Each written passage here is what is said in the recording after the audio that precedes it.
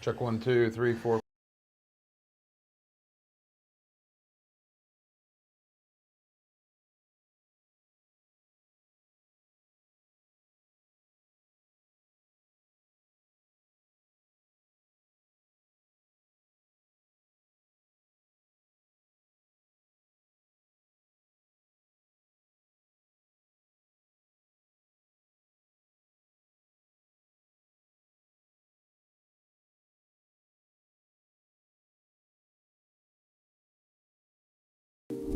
Live from the local station, this is Friday Night Lights on News4Jax Plus, presented by Farah and Farah, featuring 1010XL. And just like that, welcome to the midway point for some schools of the 2025 high school football regular season. Good evening, Jacksonville. It is Friday Night Lights on 4 Plus, presented by Farah and Farah. That is Justin Barney of Channel 4. I'm the hacker Ryan Green of 1010XL. And Justin, it never ceases to amaze how quickly the year goes by. By the end of the night tonight, some of our schools in our area will be halfway home in the regular season. It flies by. I keep saying that. People have seen me on TV or doing our Super 10 rankings, anything like that. I keep saying the same phrase. It feels like it flies by. It really does. And we wait all year to kind of get to this, the high school season, the Jaguar season, the college football season. And man, Hacker, seeing you out at Jaguars training camp all those days, those early mornings and stuff, it feels like it'll never get here. But man, when it does, it's like somebody presses fast forward and you're just flying through. High school media day, you get there and you're talking about the lead into the season. It's almost here. Practice just started. But man, you close your eyes and you open them again and blink and it's midseason. And some teams have already hit that 5-0 mark, like West Nassau, Fernandina Beach. Teams in the Sunshine State Athletic Association who played their regular season opener in week 0. They started in what was considered week 0 of the regular high school football season, but they're already at the halfway point. Other teams, St. Augustine, Nice, those guys, they're already at the halfway point of the season after tonight. So man, it just flies by. It is going to be a fantastic night of high school football. We're going to check in on a lot of games that are just now kicking off. Before we really get underway with tonight's broadcast, Justin, let's look back to last week.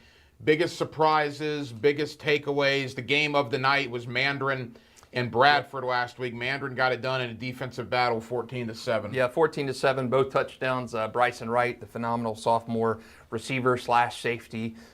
He has had a remarkable season, but that game went about as I expected, although I thought there'd be a little bit more offense in that game. So a little bit of surprise. Also another one, St. Augustine 47, Riverside 41. I had St. Augustine number 1 in my Super 10 last week. I dropped after that big win over Bowles that we saw right here on our game of the week, but really struggled with a winless Riverside team. I dropped them down and moved Rains to that number 1 spot. And Rains is a team that felt like they'd taken some personal shots from me, even though that wasn't it, just in terms of who they played, the schedule early on with Rains. They may be the best team in the area, but they hadn't played the schedule to really prove it. They played Sandalwood, who hasn't won in quite some time. They played Trinity Christian, a down Trinity Christian, but last week they went on the road to Lake Mary and absolutely laid the hammer down to Noah Grubbs, the quarterback who's going to Notre Dame, and the Rams, who were the Class 7A state runner-up last year, 51-3. And Lake Mary may not be the same as they were last year when they went 13-2 and played for a state championship, but they're still a darn good 7A team, and Rains went through them like a hot knife through butter. To me, that was one of the most impressive victories of the season. You mentioned Rains last week. University Christian went to Tampa and won last week. We talked a couple weeks ago where Nice beat Tallahassee Lincoln. Correct me if I'm wrong. Look, Jacksonville's got really good football. But when they play Tallahassee teams, Orlando teams, Tampa teams, boy, they're having a lot of success early in the year.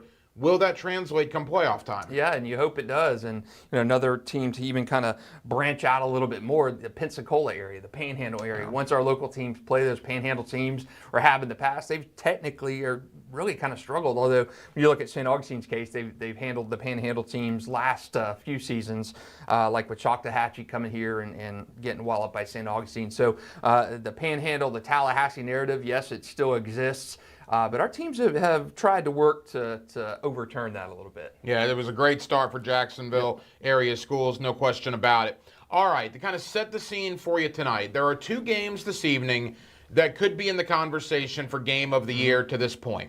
Bowles Oakleaf, a fantastic game out in Clay County. I know that's the Channel 4 game of the night, I believe. We're going to be checking in on that one a lot. We're also going to be checking in on Nice St. Augustine. Two of the best teams, Justin, not in St. Johns County, not in Northeast Florida, but in the entire state. Yep. It kind of brings back vibes of Tim Tebow's Nice teams, Brandon James' St. Augustine teams. I bet there are thousands of people out there in St. Johns County taking this one in tonight. Yeah, it's really, with apologies to St. Joseph and Florida Def, it's really the oldest rivalry between the two public schools in St. Johns County.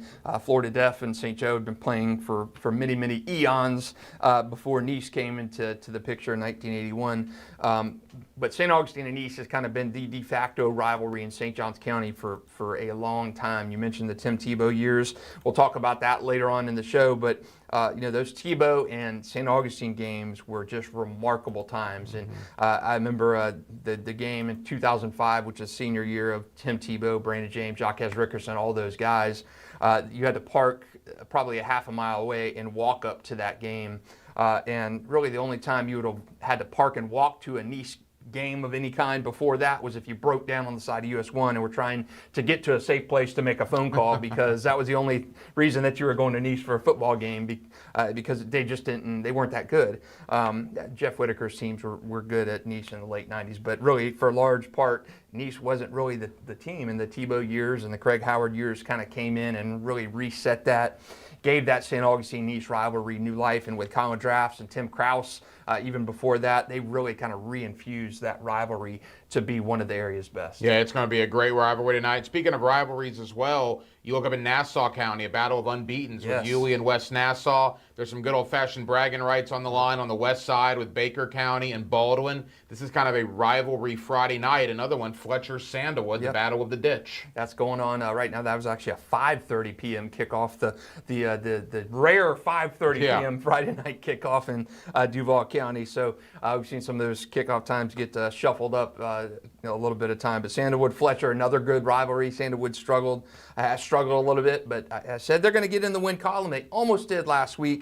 Lost a tough game to Atlantic Coast, but they put up like 37 points in that game. So Brad Kessel and the Saints are going to get back on track. I don't think it's going to be this week, though. Before we start checking in live on some of these games, the week actually started last night in St. Johns County. Let's begin quickly. Ponte Vedra, a dominating performance over Menendez. The Sharks get to 3-2 on the year. 48-6, Ponte Vedra over Menendez one night ago. Yeah, and surprising to me that Menendez didn't put up a little bit more in that game, but Ponte Vedra is coming off that loss to Beachside.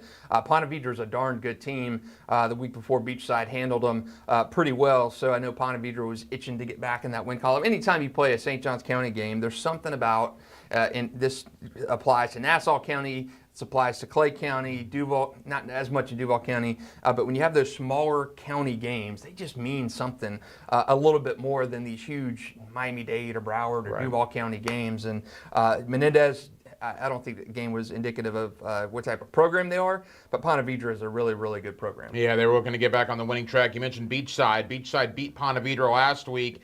Beachside beats Bishop Kenny last night. A really good game. Came down to the final 2 minutes. Unfortunately, Bishop Kenny was driving, had a turnover deep in Beachside territory. Beachside wins the game. How about Pete Duffy and Beachside? Year 4 of that school, and they're rattling off wins. They beat Ponte Vedra and Kenny in the last 7 days. Yeah, and that last night's game was unbelievable. Eddie Jordan, he missed the first game of the season. I think he missed a couple other than that. But Eddie Jordan, one of my best players in the area this season, he had 535 passing yards in that win over last night over Bishop Kenny. Eddie Jordan is remarkable.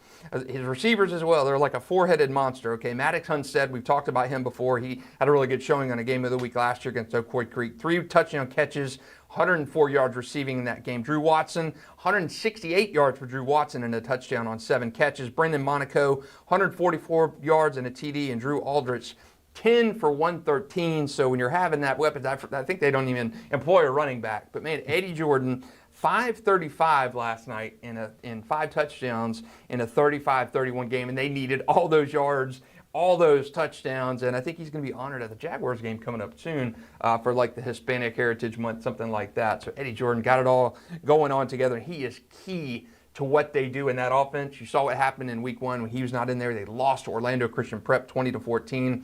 And man, those guys can put up some points when Eddie Jordan is playing. Concern for Bishop Kenny. They started out 2-0. They've now dropped 2 in a row to Bowles and to Beachside. They find themselves 2-2 now. Yeah, a little bit of a disappointment when you have a good running back in Caleb Madison. You know, a couple years ago they beat Bowles, or in 2022 they beat Bowles for the first time since 1977. I was a year old when that occurred, so that gives you an idea of how long ago that was. So long time ago. So yeah, a little disappointing when you don't even hit the end zone in that game against Bowles. When the week before Bowles put up 40, allowed 40 against St. Augustine. So defensively, Bowles was to be had, and Bishop Kenny didn't even get into the end zone for that. So a little disappointing, but I think Bishop Kenny will be fine. They have a chance to get back on track and still make the playoffs, I think. We talk about what a huge night it is in Northeast Florida. A lot of the games tonight involve matchups of Justin Barney's Super 10 rankings this week. So let's get to those right now. We had some change from one week to the next. Again, about the middle point of the year for some schools. How'd your top 10 rank in the area? Yeah, in my last week, I kind of led off the show by this. St. Augustine dropped after that win over Riverside, 47-41. Not an impressive win defensively. That worries me a little bit about them playing Nice tonight. Can they stop the Panthers' reign? Of course, they're off tonight, but they went up after that big win over Lake Mary, 51-3. They have Riverside next week. Oakley from Bowles, of course, they're going head-to-head in our game of the week. We'll jump in on that game in just a minute.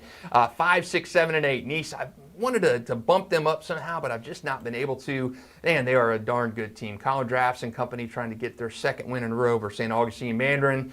Last week over Bradford, 14-7, they stay put. Columbia up 1 spot, 9 over Madison County last week. They've got Trinity Christian. That game kicks off at 7:30. Ed White, of course, still cruising along. They've got Terry Parker tonight. I expect them to go to 4-0, and they pursue that undefeated regular season. Bradford dropped a couple spots after that loss to Mandarin, 14-7. They're at Gainesville Eastside tonight, and then, of course, Beachside, 35-31 over Bishop Kenny. So they solidified their Super 10 debut, or actually re-debut, because they were ranked number 7 to start the season. They are back in at number 10, and they are 4-1 now after that 35-31 win last night over Bishop Kenny. All right, there are actually quite a few games that are underway. Let's get our first Superior Fence and Rail, where Quality Matters scoreboard update in of the evening. Middleburg, an early 7-3 lead on Ridgeview. Middleburg looking to remain undefeated on the year. Justin, I got Baker County. Disappointing start for Baker County. Brand new head coach out there. But I got them right now 21-7 up over Baldwin in the second quarter. Yeah, not extremely surprising. Baker County is a bigger school. Baldwin has been chewing through teams. 4-0, great start for Don Velvet and the Indians. I picked Baldwin to win this week, and they're going to need a little bit of a rally to do that if they want to remain undefeated. So last time they were undefeated, they were 9-0 going into the playoffs in 2020, and before they suffered their only loss of the season to Trinity Christian that year in the playoffs. So good start for Baldwin. Not their best one, because they have been undefeated through an entire regular season before. So a good start for the Indians. Big uphill climb, though, tonight. I got Atlantic Coast 7-0 over Jackson. First Coast, an early 14-7 lead over Clay. I'm going to temper this by saying I'm trusting a couple of scoreboards I'm looking at. I got IMG 28-0 over Mandarin in the second quarter. That goes to show you the machine that IMG Academy is. Yeah, IMG is just on another level, and we'll talk about their dominance and why they're playing this game a little bit later in the show. But yeah, they did that to Mandarin last year. I think it was 49-6 in that game, and in Mandarin, Toby Bullock and company haven't really played the schedule you saw Bradford last week, but you've beaten some pretty lean teams to start the year, and you cannot mimic. And maybe if you're playing a Range or St. Augustine or Nice's kind of lead into that, you would get a little bit better of a grasp of what you're going to see. But you cannot emulate. It's kind of like Range and Miami. You cannot emulate what you're going to see in a state championship game against a Miami-based team unless you're seeing that during the regular season. And there's really no way to emulate an IMG. But I think playing a better schedule would prepare you a tinge more for it. But Mander doesn't have nearly enough weapons to be able to bang with an IMG. I know we're going to drop into several games. One of those games in St. Johns County, Nice and St. Augustine Already have some movement on the scoreboard, Justin. It appears the Panthers of Nice have struck first. They have an early 7-0 lead. Yeah, not extremely surprising. St. Augustine's defense, for whatever reason, I know there's some young guys on that team, has been a sieve the last 2 weeks. You've run through some teams, Menendez, Palaca to start the season, and then you get to a Bowls game and you give up 35 to Bowls. Not that bad, okay? In Bowls, I mean, you're a shootout, you win the game, but then you get to Riverside game. Riverside is winless and struggling to put up points, and then Riverside puts up 41 last week against St. Augustine. So yeah, a little worrisome in that St. Augustine defense kind of thing. Can they slow down Nice? Nice has been moving the ball well. Enrique Ordonez has been running the ball extremely well. I know he's got some people back home in California who watch our stream. So Enrique has been running the ball well. Aiden and Chase Pfeiffer, the cousin connection, have been lighting it up. So Nice has got some firepower on offense, but we haven't even talked about Nice's defense. Nice's defense is phenomenal. Yeah. Really good linebacker-based defense. Coach Garth over there does a good job with those guys. So can you control that Nice offense? I mean, that really is the story of the game for St. Augustine. Can you play better on defense than you have the last 2 weeks? You know, we talk about some of the better coaches in the area, and certainly, you know, Verlin and Braddock and Toblin. I mean, you can go on down the line. Colin Drafts needs to be in that conversation. What he inherited at Nice, 5-6 years ago, to where they are now, an incredible job by Drafts and his coaching staff. Yeah, and to be able to, you know, I think it comes with developing. And I talked about Joey Wiles and St. Augustine as we're watching the Nice stream right now. Chris Smith at the game doing a good job. Kind of our co-game of the week here. Brenton James and company trying to get it going. But for Nice, what Colin Drafts has done, you're getting good players in there. You're keeping and developing those good players. And once you put the infrastructure in place, those JV kids, they buy into it, they believe it, they see what the varsity kids are doing, and that's handed down. I mean, I can't think of another better way to put it. Like at St. Augustine, what Joey Wiles did in the playoffs for 20 years in a row, something along those lines, played for a state championship, won a state championship, played for 2 state championships, didn't win. But once you get that infrastructure in place, it's a different time, different era now with kids and transfers and everything, but kids want to go to a successful program, and Nice has put that infrastructure in place. You're sending kids to college, you're winning games, you're going to the playoffs. Once you get that going and running, it maintains itself to an extent, and Colin has done a really good job of kind of getting that buy-in from players, building Nice into a place kids want to come and play, and you're seeing the benefits of that. We'll check in on Bowles and Oakleaf in a moment. Final thought for now on Nice St. Augustine. They're both 4-0. Who needs this game worse tonight, Nice or St. Aug? Oh man, that's a tough one. I think St. Augustine, after 2 disappointing performances on defense, you really need to show something. You got Columbia next week. You have state championship or state semifinal expectations in St. Augustine. So I think St. Augustine does. You lost this game by a heartbreaker last year, 35-34 in overtime on a stop 2-point conversion. Nice is to me the favorite in this game, although I picked St. Augustine to win because the history is on their side. They hold a 34-7 series lead in that unbelievable series.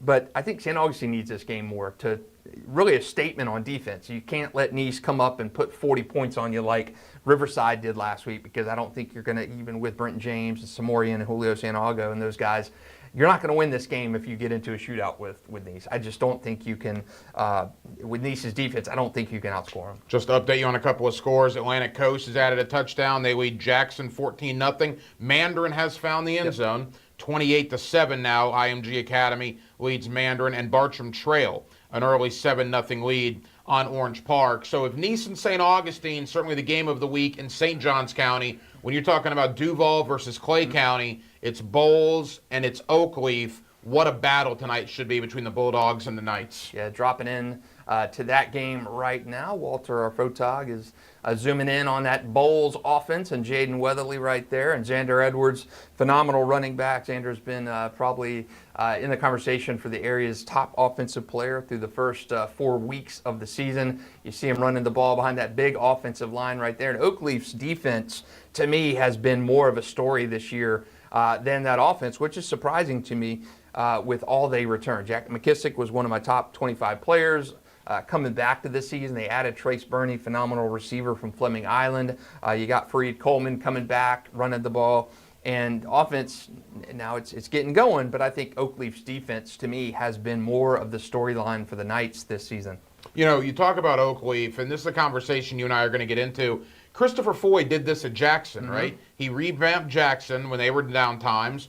Oakleaf, I wouldn't call them down necessarily, but they weren't where they were a decade ago. This is only Christopher Foy's third year, and he's already got Oakleaf as one of the best teams in the area. They were in the last 8 of their classification statewide last year. Boy, when a guy can do it at 2 different programs, like Christopher Foy has done at Jackson and Oakleaf, goes to show you the caliber of coach he is. Yeah, and I think I brought it up during one of our shows, Grayson Howard at Jackson. Jackson hasn't really been extremely relevant since Kevin Sullivan was there. Yeah. Quinn Gray was there, and I believe went 5-5 or 5-6, and took the Tigers to the playoffs. But I played him when they had Leon Washington out there. That was a lot of fun. Unfortunate for you. Yeah. I remember seeing it, covering Leon back in the day. So that was the Kevin Sullivan year. Yeah. That was really good Jackson Tigers football. But Christopher Foy got that Jackson job. Kevin Sullivan actually hired Christopher Foy when he was the athletic director over there at Jackson. So he handed the reins, in a sense, to him. And Christopher Foy at Jackson, he hadn't been a varsity head coach before. He's a really prominent middle school coach. A lot of the guys loved him. DeAndre Johnson played for him. Really good guys in this area loved playing for Christopher Foy because he was the players' coach. And when he got hired at Jackson, I remember Grayson Howard, fantastic linebacker who's now at Florida, telling me he makes you want to run through a wall for him. He's a coach that he's a rah-rah guy, and he will get you buying into that. He'll make you believe you can run through a wall. You will do anything. And players want to play for guys like that. And to say that he really turned that program around, the fortunes of that program, really good. I mean, they beat Reigns one year, district champs. And then he leaves and goes to Oakleaf, which really needed some new guidance, some new leadership, some new blood in there. And Christopher Foy and then athletic director Rodney DeBose have done a good job at getting that program right. And the interesting thing is, we talk about Christopher Foy being successful at 2 programs. You kind of forget this. Matt Toblin, obviously, took Ponte Vedra to a state championship game. Now what he's done at Bowles, he's another guy. 2 different programs, has gotten both to state championship games. Yeah, he did, and he was at Clay a couple years too, and really did. He took the Blue Devils, kept them going, and ended up leaving Clay after a couple playoff seasons and going to Southern Oregon with his mentor Craig Howard to coach out there. Didn't really like the college game as much, liked the high school game. Came back to Ponte Vedra. Took Ponte Vedra to a state championship game, undefeated season before they ran into Plantation American Heritage, Tyson Campbell and those guys. And that was a remarkable game. I talked to Tyson Campbell about it at training camp, talked to Matt about it when I see him. They had that. They had a chance to win a state championship against that track star team of Plantation American Heritage, and I believe that game was like 35-33, something like that. Ponte Vedra jumped out on them 14-0, just like that. So Matt Toblin can coach. The question is, and I think it's fair to ask, and people have asked it, can he get over that hump? He took Ponte Vedra state championship game. No one expected them to win because there's an American Heritage team with Tyson Campbell, Patrick Surtan, coached by Patrick Surtan. Daryl Slayton was on that team, James Houston. Unbelievable team down there. They weren't expected to win, but they gave them everything they wanted. Ended up having the Mr. Football. Nick Troney was the football Mr. Football winner that year. And really, really good work at Ponte Vedra before coming to Bowles. He gets to Bowles, state championship game his first year. They've lost a couple title games under Matt at Bowles. You got to win those. You got to win those games. Bowles expects state championships, and they've got a good team. I think they can get there and dance this year. But can you bring it home? That's what happened. Under Corky Rogers, he won that last title in 2011 when you kept getting back, and you didn't win those games. And I think Bowles is overdue for a title. You can see the physicality going on out at Oakleaf right now. The Bowles offensive line, the Oakleaf defensive line getting after it. This is going to be a tough physical ball game on both sides of the ball. And you talk about Foy at Oakleaf, Toblin at Bowles, 2 guys that have been successful at different programs. Our area is full of that. Yeah. I mean, you look at Brian Braddock, what he did at Mandarin for a short period of time, moving on to St. Augustine. Bobby Ramsey at Yulee and at Mandarin.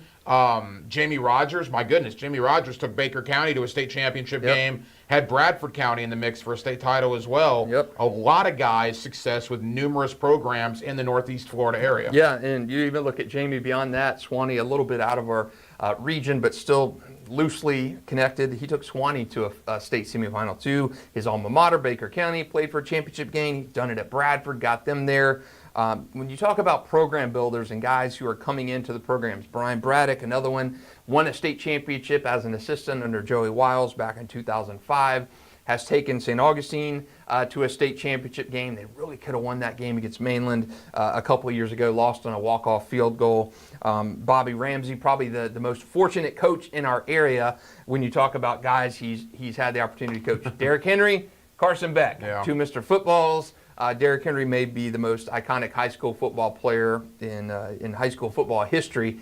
Bobby's coached him, and he's coached Carson Beck, who had one of the best seasons of all time in 2018. By the way, Demario Douglas, who's in the NFL. Demario Douglas on that team as well. So Bobby, very fortunate to coach the guys he's done, but had success at those two programs. At Yulee, took the team to a state semifinal and also a state championship game at Mandarin, which he won. So very, very good guys in our area in terms of men who've been able to do it at multiple programs. You hate to call it musical chairs, but you wonder if that's like that in a lot of big cities. You wonder if Orlando, Tampa, Miami has guys that just kind of go from one school to another in the same area and are successful in numerous places. Yeah, you've had some of those guys who have been down there in the Central Florida area. I'm trying to think. Bill Gerke was a guy who had success, who actually is Jeff Gerke at Clay's father. Yeah. So you've had guys who have been able to do it at multiple programs, and I feel like in our area we've had really a good cluster and core of guys who have not only shined at one program but really went into other programs,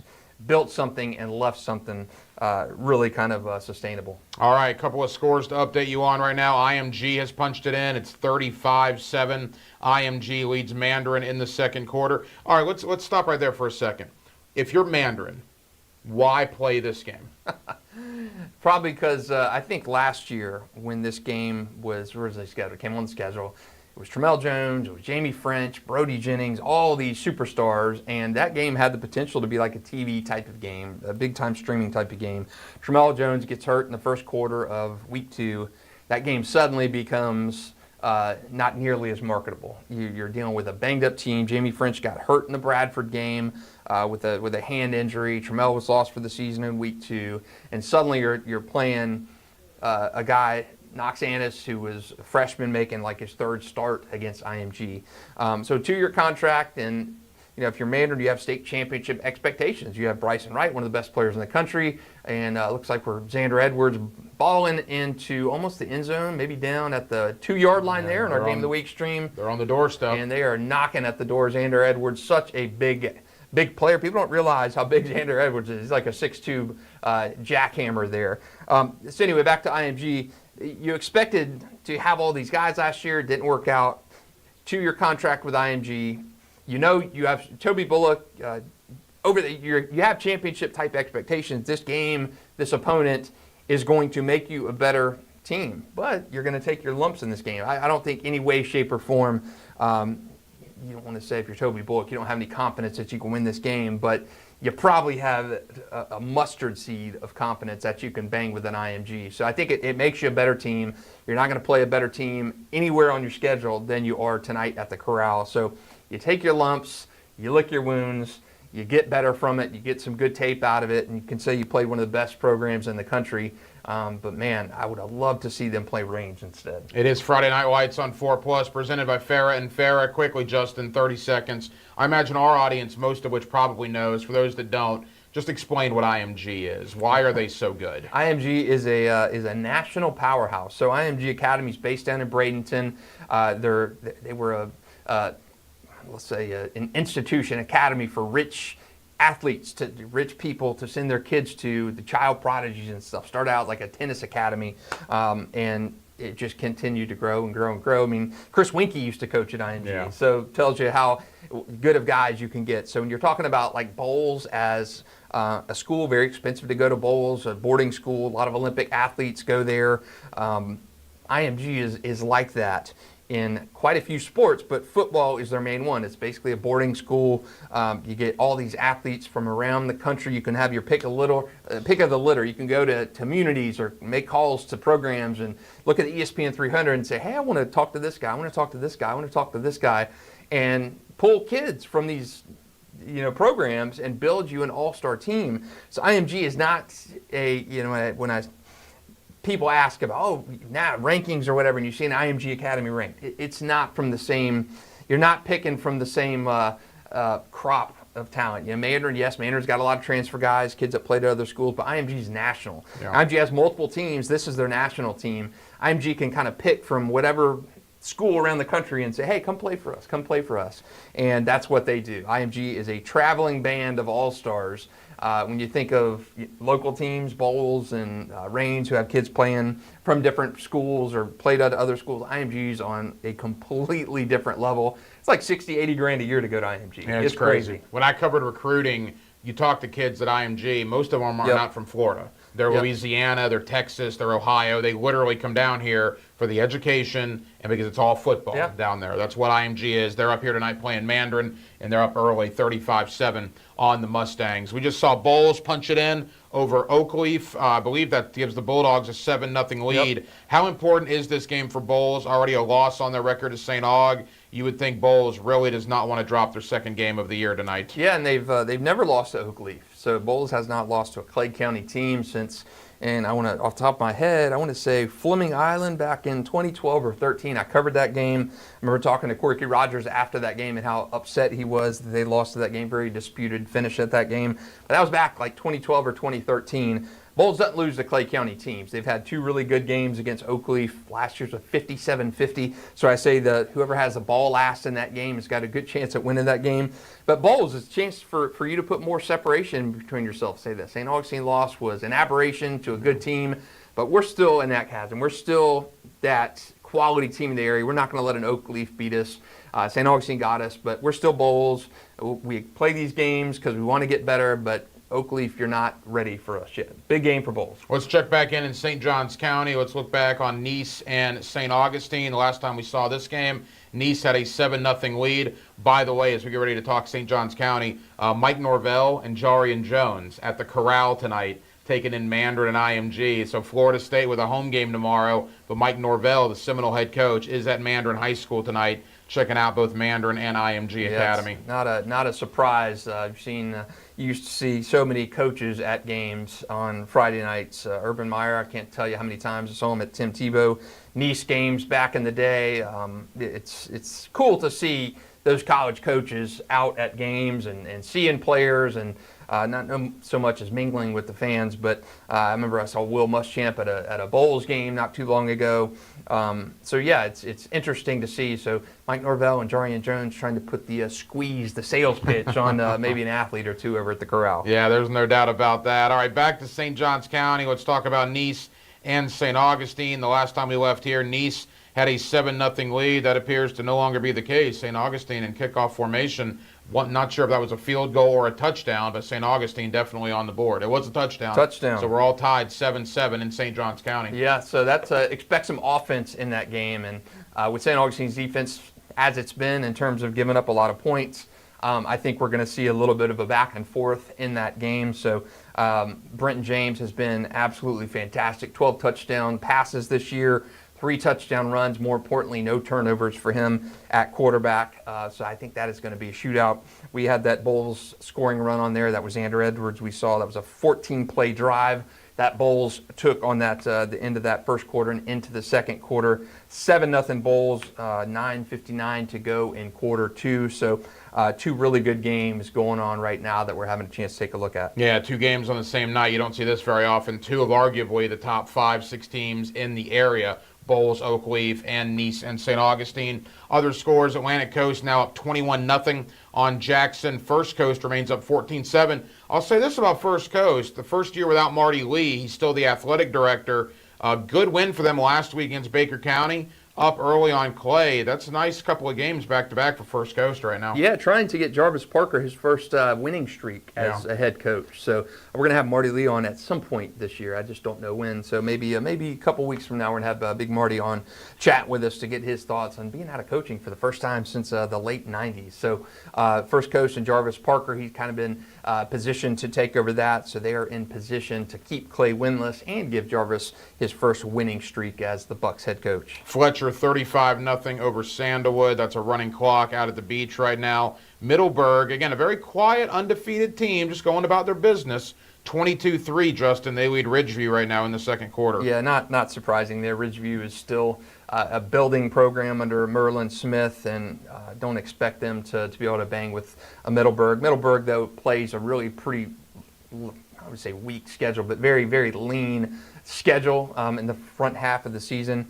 I think they're going to probably start 6-0 and limp to the finish once again. I think the back half of that schedule is loaded with challenging teams. The district stuff, in that Beachside, and that's teams like that. Yeah, so it's going to be a challenge to finish anything more than, I think, 7-3, 6-4 would be a really good season. But, you know, when you look at Middleburg, Ryan Wolf, what he's done there has been phenomenal, because you take over a program that needs some structure, some confidence, and I think we talked about this a couple episodes ago.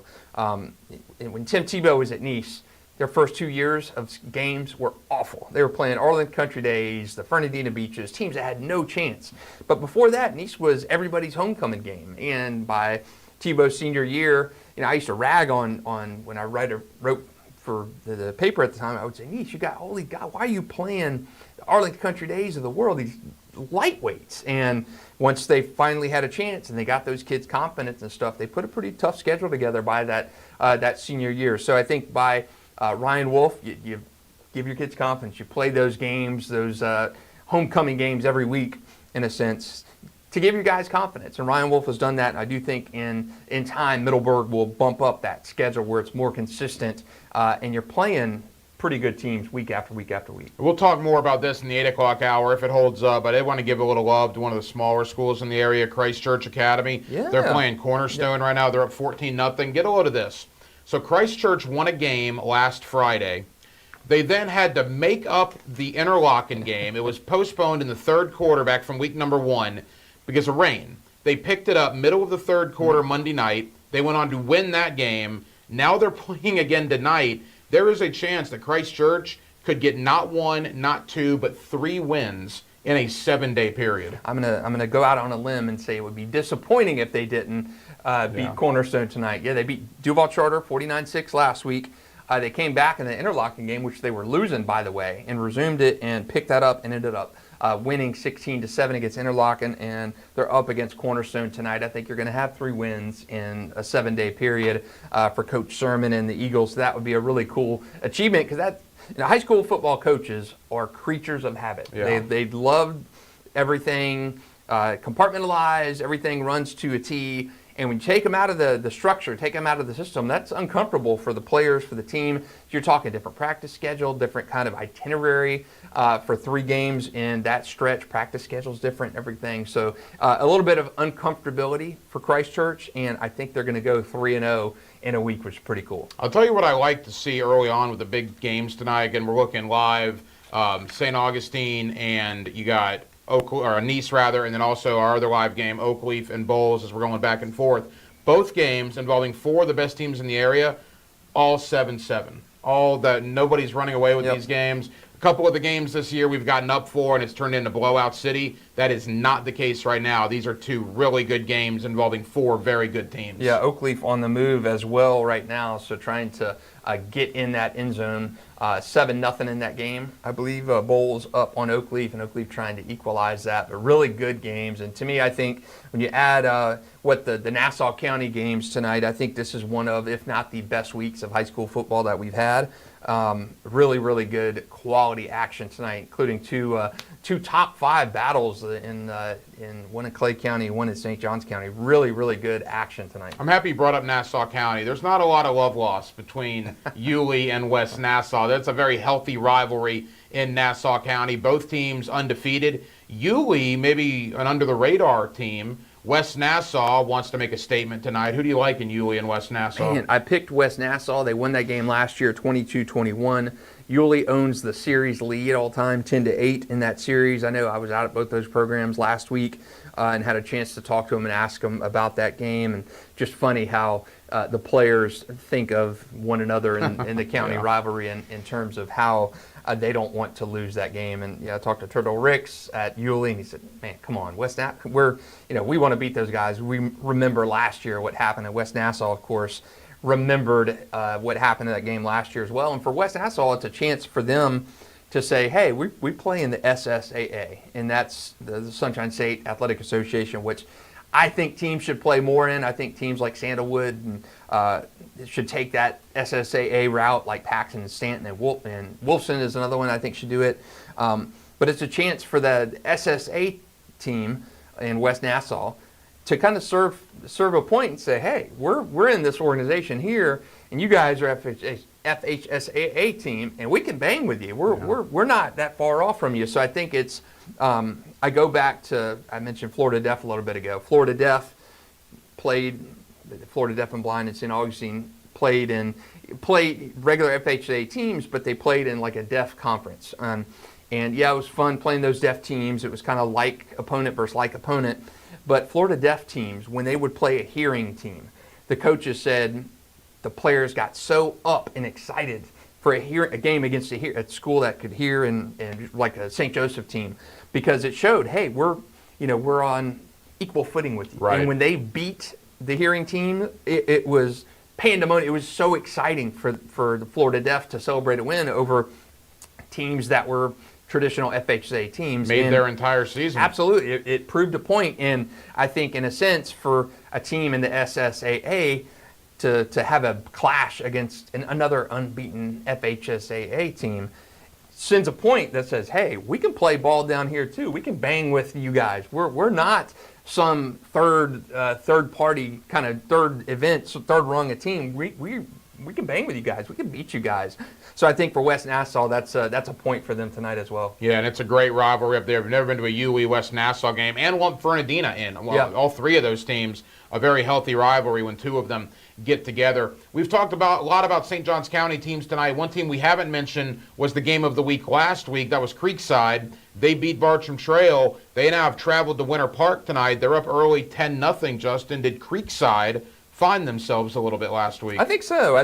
Talking to Sean McIntyre out at practice before the Bartram game, he felt like they were banging away and they were doing well, doing what they needed to do. They just needed something to go right for them to put together a complete game. Again, their schedule, I believe, if I'm not mistaken, their first three opponents going into that Bartram game last week were combined 9-0. Yeah. So they weren't playing Little Sisters of the Poor. I mean, they were playing some good teams and just not being able to finish those games out. You've lost players to transfer, to graduation, including your starting quarterback who went to Rutgers, your running back who's one of the best in program history, in Harrison Garrido, and you're starting over. And you're losing to good teams out of the gate, and that's all you needed is a springboard to a win and going and playing a Winter Park. And if you can stack back-to-back wins, you've got a district game against Sandalwood coming up.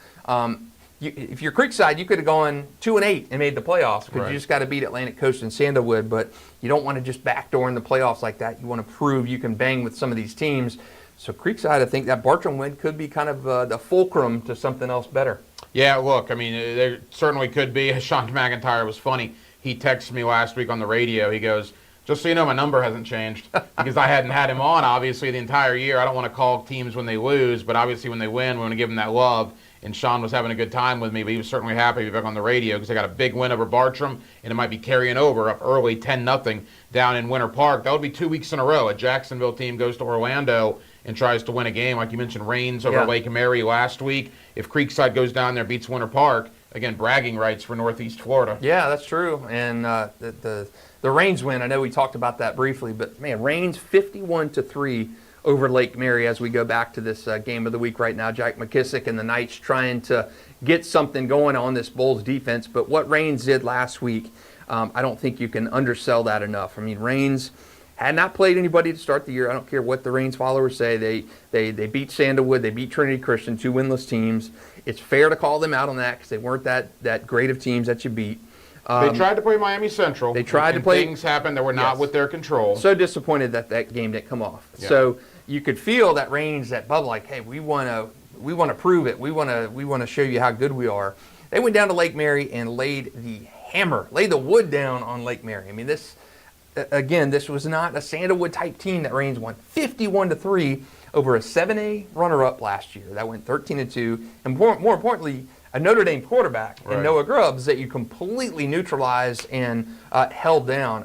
And it didn't even play. You weren't even playing with your full defense last game either. You had guys who were banged up, didn't play in that game. Oakleaf misses a field goal there, so Bowles defense holds on that one. So Bowles defense has pitched 5 quarters of shutout football since that St. Augustine game, holding Oakleaf out of the end zone there. So it's 7-0 Bowles. Looks like we're at 5 minutes, 10 seconds to go before halftime. And a little bit of surprise in that game. It's been more defensive oriented than offensive oriented. Last year's game, 57-50, Bowles won. So defense taking the center stage in Clay County. Yeah, there were 107 points scored in this game last year. Yes. There's 7 points right now, and we're in the middle part of the second quarter. That surprise you? Yeah, a little surprising. I expected this to be a track meet in this game. And why don't we hop over to that Nice game real quick and see what's going on down there in St. Johns County. In this game, looks like it's 7-all. Our photog Chris Smith down there shooting down there in Ponte Vedra Beach, and check in on that scoreboard. 7-all. Well, regardless of what goes on from here on out, St. Augustine's got to be happy with their defensive effort after allowing, 86 points in the last 2 games. Yes. Trust me, Brian Braddock and the Yellow Jacket coaching staff was not happy. Nice has a very potent offense. The St. Augustine defense is playing like they're capable of right now. Yeah, and I think Braddock is a defensive guy. That is his specialty. Brandon James, of course, the offensive guy. Brian Braddock, the defensive guy. So I think they've probably taken these last 2 weeks personally and probably get sick and tired of hearing guys like me talk about their defense and what's wrong with their defense. So good statement down there tonight for St. Augustine. Of course, we're just through a quarter and 4 minutes down there in Ponte Vedra Beach at Nice tonight. So 7-7 in that game between Nice and St. Augustine. So I think Brian probably excited a little bit with how his defense has performed so far through a quarter. We're going to do kind of a midseason report card, coach of the year, game of the year, players of the year at the midseason point, because again, some teams tonight will have concluded their 5th game, which puts them right in the middle of their regular season. Before we get there, final thought on Raines, because they're off this week. You mentioned lack of competition early on. Quite frankly, Justin, their schedule is not top-heavy later on. How much will that affect them in the playoffs when they start seeing teams out of this region? Yeah, it's Raines' schedule, and we talked about Miami Central. You put that schedule on, you put Miami Central and Lake Mary on that schedule, and you're like, man, this is a good schedule. But you lost Miami Central through no fault of Raines. You play in a pretty limited district. Madison County, really good team, tough team every year. So that's a challenging game. But you don't have a mainland this year. You got Creekside coming up, Riverside next week. Riverside is winless. So yeah, a little bit challenging. And how about we go into this polls? Xander Edwards looks like he rips off a massive touchdown there. We're talking about Raines, and Xander Edwards, man, he may have 1,000 rushing yards rushing by the end of this game. He has been phenomenal. He entered this game with about 680 rushing yards on the season. He's got both Bowles touchdowns so far. Pending this PAT, they're about to go up 14-0 over in Clay County on the night. So good showing from Xander Edwards. He is phenomenal. His dad played in the NFL, Mark Edwards, big-time running back in his day. But back to Range, yeah, you've got to play some guys. And again, they're going to play the Madison Counties, play Ribault, play Yulee, but you're not going to see that competition, the Miami-esque competition until mainly the state semifinals. And yes, that's a little worrisome, but I do think what's different from this year's team. I think last year's team felt very disrespected in what happened in that state championship game. I think this Range team is ferocious. I think they showed in that Lake Mary game how potent they can be. I don't think there's going to be any I don't think Raines gets even close to being touched until that state championship game. Or state semifinals, depends on where they're seated. I don't think they're going to even have a ball game until then. I think they are so good. that they were just going to blast everybody until they get to that state semifinal round and possibly play a Miami team there.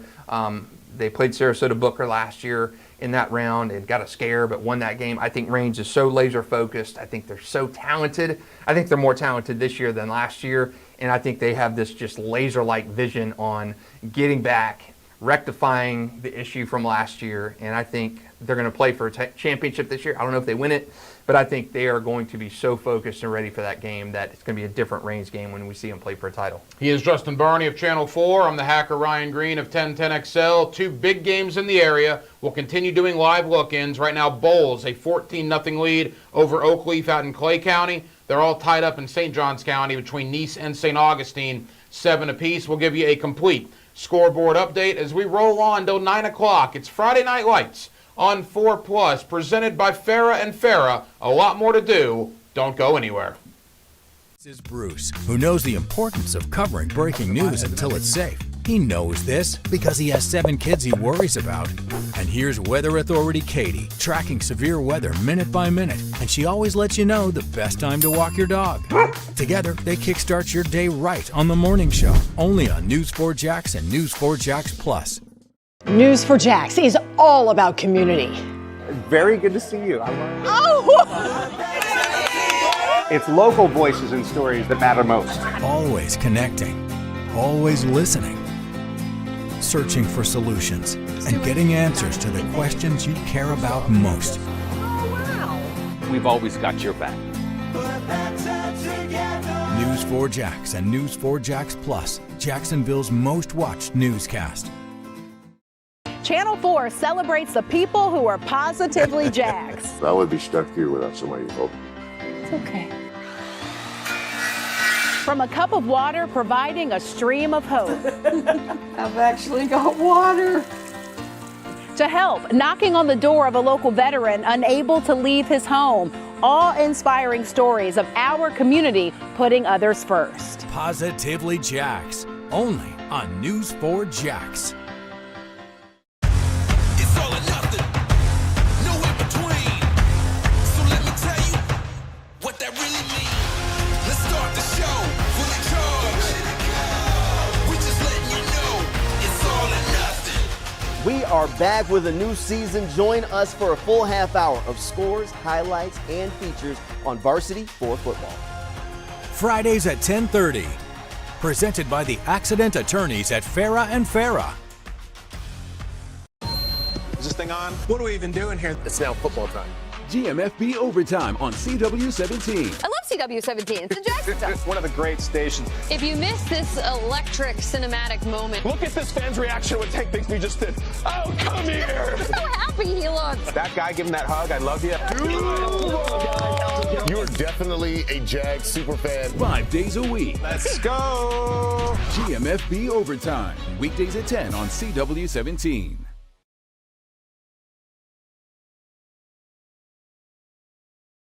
The weather keeps us on our toes. 1 minute it's sunny, the next minute, pop-up showers. And that's why we plan for quick changes. Letting you know the exact minute you'll need a jacket, an umbrella, or some flip-flops. Before things turn messy. With spot-on alerts wherever you are. There are no surprises when you stay ready with the Weather Authority. Always watching, always tracking. We got the hotness, them no stop this, no. This is Jen from The Morning Show, your go-to problem solver. She even got a shout-out from this nice lady. This is Bruce, who knows the importance of covering breaking news until it's safe. He knows this because he has 7 kids he worries about. And here's Weather Authority Katie, tracking severe weather minute by minute, and she always lets you know the best time to walk your dog. Together, they kickstart your day right on the morning show, only on News4Jax and News4Jax Plus. News4Jax is all about community. Very good to see you. It's local voices and stories that matter most. Always connecting, always listening, searching for solutions, and getting answers to the questions you care about most. We've always got your back. News4Jax and News4Jax Plus, Jacksonville's most watched newscast. Channel 4 celebrates the people who are positively Jags. I would be stuck here without somebody to help. It's okay. From a cup of water providing a stream of hope. I've actually got water. To help, knocking on the door of a local veteran unable to leave his home. Awe-inspiring stories of our community putting others first. Positively Jax, only on News4Jax. It's all or nothing, no in between. So let me tell you what that really means. Let's start the show. Back here under the Friday Night Lights on 4 Plus, presented by Farah and Farah. Justin Barney of Channel 4, the hacker Ryan Green of 1010XL. Time now for Superior Fence and Rail, where quality matters. Scoreboard update. Again, the two biggest games of the night. We'll do live look-ins for the entirety of the 8 o'clock hour. You got Bulls, a 14-0 lead, Justin, over Oakleaf. And you got a defensive battle in St. Johns County, Nice and St. Augustine. Both tied at 7, both games in the second quarter. Yeah, how about another one, too, a little surprising. Ribault 20, Riverside 7 at what is wrong with Riverside? And that's a fair question in Week 5. Let me ask you, what is wrong with Riverside? What is wrong with Riverside? My goodness, Ribault 20-7. I know Ribault's got a good defense, but man, Riverside, you put up 41 last week in St. Augustine. What is going on at Riverside? Very unlike them. Very unlike them. I mean, you could be looking. I mean, you will be looking if you can't change tonight. You're going to be looking at an 0-7 start, 0-6 start range Riverside next week. Yeah. So, yeah, you are, wow, that's a little bit of a surprise to me that Ribault's putting the shellacking on them. And we got Oakleaf, and Oakleaf finally in the end zone. Asher Gitto, though, blocked an extra point in that game. So it's 14-6 Bowls in the game. Xander Edwards had that 77-yard touchdown run. He's over 100 yards rushing again. Fareed Coleman had a 7-yard rushing touchdown for Oakleaf. Asher Gitto, the 5-star sophomore, blocked the PAT, so it's 14-6 Bulls. We got about 2 minutes to go in the first half in that Varsity 4 game of the week. So big plays on both sides of the ball, but Bulls up 14-6. You figure this will be a close game coming down the stretch. Oakleaf's already missed a field goal, had an extra point blocked. Kicking usually matters a lot in these close games. We'll see if that comes back to bite Oakleaf. Atlantic Coast 27-0 over Jackson. First Coast 21-7 over Clay. And Justin, it's halftime at the Corral. Mandarin is a very good football team. IMG Academy is a machine. IMG 50, Mandarin 7 at halftime. Not surprising at all. They put up 49 last year. I thought it could be a game like this where it was just an absolute blowout. Mandarin hadn't played a ton of people, and I really don't think you can prepare for that regardless, whatever you do schedule-wise. But it's a harsh reality for Mandarin.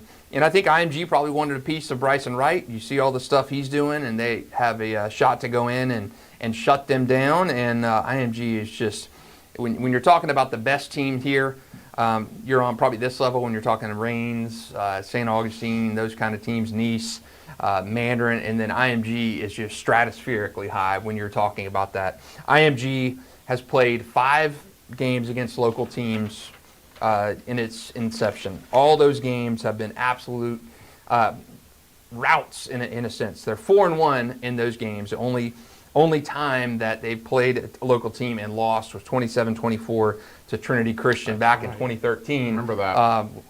Trinity, which back in the Trinity heyday, where you had Isaiah Ford, Kevin Tyler, Jeff Holland, all those kind of elite athletes, and you could kind of bang with them. And that's not IMG now. IMG now is on a completely different level. The average margin of victory in those games is about 20 points, 36.8 points for IMG to like 16.2 for local teams in the game. So 20.6 points average margin of victory for IMG against local teams. It's going to be a lot more than that tonight. Ed White 41-8 over Parker. There's another team that we haven't spent a lot of time about. Not the toughest schedule to begin, but nevertheless, Ed White is destroying teams right now. I mean, how good could this Ed White team be? Yeah, and the reason they're not ranked higher is because their schedule has been terrible. It's been bad. I mean, let's call a spade a spade. They have not scheduled very difficult at all. And you got Oakleaf on the schedule in the second half. You got Merritt Island next week. But again, when you're having to play gateway teams that don't belong in the same field as you, you're going to get these lopsided scores.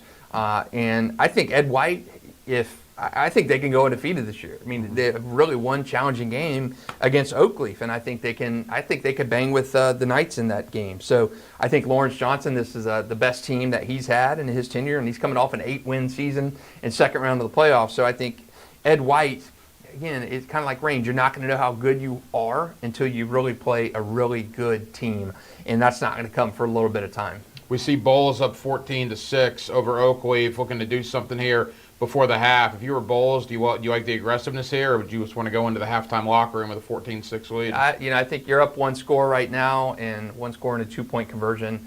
Try and get something going. Your offense is big. I mean, we see Xander Edwards, who's already got a 77-yard touchdown run under his belt. You've got Naeem Burrows you're throwing to, Corbin Fordham, Ohio State tight end commit, Cam Teetsy. I mean, you've got a lot of weapons, so I think go for it as much as you can. You've got players who can stretch this field and score on a dime. We've seen it from Naeem. We've seen it from Xander.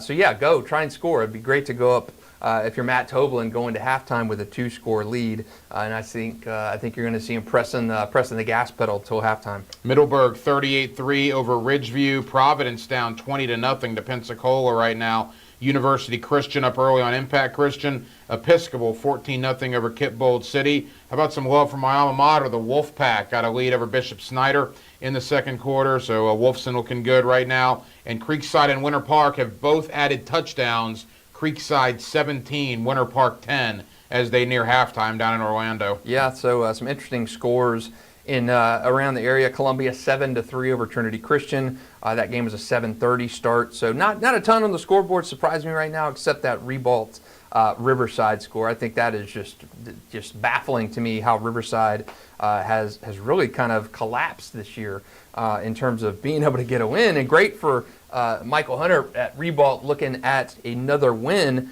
But man, for Riverside, you got to wonder with Rains on deck, what's wrong in the backyard? Yeah, because it's very unlike them. They're not always an 8 or 9 win team, but I can't ever remember a year where Riverside won less than 5 games. Ooh, it's been a while. I mean, O.J. Small consistently had them in the second, third round of the playoffs. And I think it's probably back when I'm racking my brain right now. I think it was probably before O.J. Small was hired as an interim coach during, I'm going to say like the 2010 season, maybe 2009, 10, 11. That's about right. And Myrick Anderson was coaching, and they parted ways with him midway through that season. I think Riverside was they were off to a bad start, and they fired Myrick and elevated OJ and slapped him with the interim tag, and OJ led him to a pretty solid finish. But I think that's probably the last time that Riverside was really, and this is when they were named Lee, really had that difficult of a start. Really surprising to see Riverside struggles. You know, we talk about the rivalry aspect of tonight. A lot of big-time rivalries in the area. There's nothing a lot better than a rivalry under the Friday night lights. Some that are off the beaten path. We always talk about Rains Ribault, right? That's the kind of the standard in the area, and with good reason. Northwest Classic is fantastic. But I got to tell you, I got a buddy, Dylan Denmark, who I do the radio show with on Friday nights. He's my producer on Hacker After Dark. He's part of the Baldwin staff. That Baldwin-Baker County game that's going on right now, not a lot of love lost between Baldwin and Baker County. You can say the same thing for Yulee and West Nassau, two really good under-the-radar rivalries. Yeah, and there's something about the small county games, and Baker County, Baldwin. I mean, Baldwin is in Duval County, but it's on the fringe. I mean, you're in a smaller community. In the Baker County, you're out there in Glen St. Mary, McClenny area. I mean, that's a one high school town, so you have a little bit of that the small school collision. You know, you see that with Bradford and Baker County. You see that with Baldwin and Baker County. You used to see that with St. Augustine and Palatka. So many of those cool rivalries are really the small town rivalry. Yeah, again, Duval County, Rains Ribault stands alone. Manor and Atlantic Coast, you got the Principal's Cup, but you don't have that true, really kind of bust the heads rivalry like you do, except when you see a Baker County Baldwin or a Bradford, a Bradford Baker County or a Swanee or Madison. You know, there's so many good rivalries, but they're often those smaller town rivalries. You know, quickly we talk about Riverside struggling. Baker County has struggled up until now. They lost last week at home to First Coast. Yep. That is very un-Baker County-like. Yes. Obviously, a new coaching staff out there. What is the issue with Baker County right now? Young, I saw him play in the spring game against Creekside. They banged up and young guys all over. Kevin Mays left, and he was really consistent in building that Baker County program. But they're young this year. They have a lot of new starters this year. They have a lot of younger faces. And I think just with the new coaching staff coming in, you're trying to kind of meld things to your way and doing it with a lot of younger players and stuff. And I think there's just that natural emphasis of trying to build something, and looks like Bowles in the end zone again. A reverse pass for a touchdown. Wow, what a call by Toblin and the Bulldogs. Wow, good play there from Bowles to get in the end zone again before half. Nice celebration there, too. And looks like Bowles is going to take a 2-score lead going into halftime of this game. They told me to shut up. I said, do you want to be that aggressive? Well, they said, Hacker, heck yeah, we want to be aggressive. We're going to punch it in for 6. So Matt Toblin comes from the Craig Howard coaching tree, and I can't tell you how many games I have seen that Craig Howard coach, former coach at Nice, then Columbia, coach at Bishop Kenny before, where he would do something like that, a reverse, an onside kick when you weren't expecting it. So really not surprised to see Bowles be aggressive there. And I think with 2 minutes to go before halftime, a chance to really put the nail in the coffin and go up 2 scores on a really good team on the road. Yeah, I think, that was a good call by Matt Toblin. 21-6 at halftime. It's what appears the score is going to be. Oh, God, I'm not surprised Bowles is winning the game. 21-6, they've been pretty dominant in the first half. Does that surprise you at all? I'm surprised their defense is playing this well against an Oakleaf. And for whatever reason, Oakleaf's offense to me hasn't been the story this year, and which is a little surprising because Oakleaf had everything on paper coming back to have that elite track star run up and down the field type of offense. Jack McKissick was in that conversation to me when I did my top 25 players. My top 3 quarterbacks were T.J. Cole, Jack McKissick, and Eddie Jordan at Beachside. And for whatever reason, Oakleaf's offense just has not been that explosive kind of fast-paced offense to me this year. I think Oakleaf's defense has been phenomenal. Can we check back in on Nice and St. Augustine? I believe that's still second quarter action out there. They got to be getting close to the half as well. I believe Nice has added a field goal, so they lead 10-7 if my eyes are correct here. Again, a defensive battle, again, sort of surprising with both offenses capable of putting up gigantic numbers. Do we know the status of the St. Augustine wideouts that missed last week's game? Are they both playing this week? They were supposed to play. I know Samorian told one of our reporters last week that he was going to be playing for this game, but I do not have confirmation of that right now. But St. Augustine trying to get something going late here in the second quarter as we take a look at this game. 10-7 right now. Brenton James running the ball and trying to get something going. He's a good quarterback out of the pocket as well. 3 rushing touchdowns for him this season. And to update you on that Bowles double pass, Cam Teetsy, the 33-yard touchdown pass from Naeem Burrows off the reverse. So Naeem has an interception this year, a few receiving touchdowns, and now he's thrown his first touchdown pass of the year. That is the Clemson commit, and number 3 on our top 25 list of players in the area in terms of the top 25 players. I'll give you credit with we're going to talk about the midseason report here in just a moment, kind of the best players in the area. You always go to the offensive side of the ball, like the Naheem Burrows, right? The Samorian Wingos, obviously Bryson Wright, Brenton James. But you have singled out Nice defenders, plural, for what they've done this season. Yeah, and their linebacking core. And why I felt really good about Nice going into the season, had them ranked pretty high, and then they lost. They kind of laid an egg against Trinity in their kickoff classic. But I thought Nice's strength, they have a really good defensive coordinator in Coach Garth over there, very animated, very, very matter-of-fact. But their whatever he's done on that defensive side of the ball has worked. Their defense has been good ever since he has been there. And their defense, I mean, to me, the storyline for Nice coming into this year was their defense. Kyle Hurtado. Hurtado was a guy that I looked to as being just a mauler. You know, they graduated Joe Miracle, who to me I thought was their best defensive player last year. And then you've got Jacob Curry, the kid who was committed to Northwestern. He's now got offers from Oklahoma, Ohio State, all kinds of places. And to me, I think the story of Nice's season has been, yes, the offense, but man, their defense has been so good this year. That's been the strength of the team to me. They've been fantastic. And you look at the midseason standout performers outside of the Nice defensive players. We're watching Nice and St. Augustine, one of our games of the week tonight. Let's talk about Brenton James. We've talked about him all night. Certainly talked about him in that Bowls game. Has he been the most impressive quarterback to this point in the 2025 regular season? Probably, and no disrespect to TJ Cole, because Range is not playing with a full deck. Again, they've played 3 games. Really the only quality game has been Lake Mary, lost the Miami Central game. So TJ hasn't had a full really body of work to play with. You only play a little bit. And the Sandalwood game, you play 5 touchdowns the first quarter. You only play a little bit in the Trinity Christian game. So TJ has not played kind of the full compilation. Brenton James has, so I think it's a little bit skewed. Eddie Jordan, again, another guy who's had a phenomenal burst of games but hasn't played a full season. I think Brenton has got to be the guy in the conversation as playing one of the best quarterbacks, if not the best quarterback, this season. To me, 12 touchdowns, no interceptions coming into this game, 3 rushing touchdowns going into the Nice game. He's been a phenomenal player, replacing a 3-year starter in Lachlan Hewlett. I was just going to say that. It's not as if he's got no shoes to fill. He's filling in shoes of a tremendous player at St. Augustine, who's now a USF, and Lachlan Hewlett, and he has stepped right in there and done a marvelous job for Brian Braddock and the Yellow Jackets.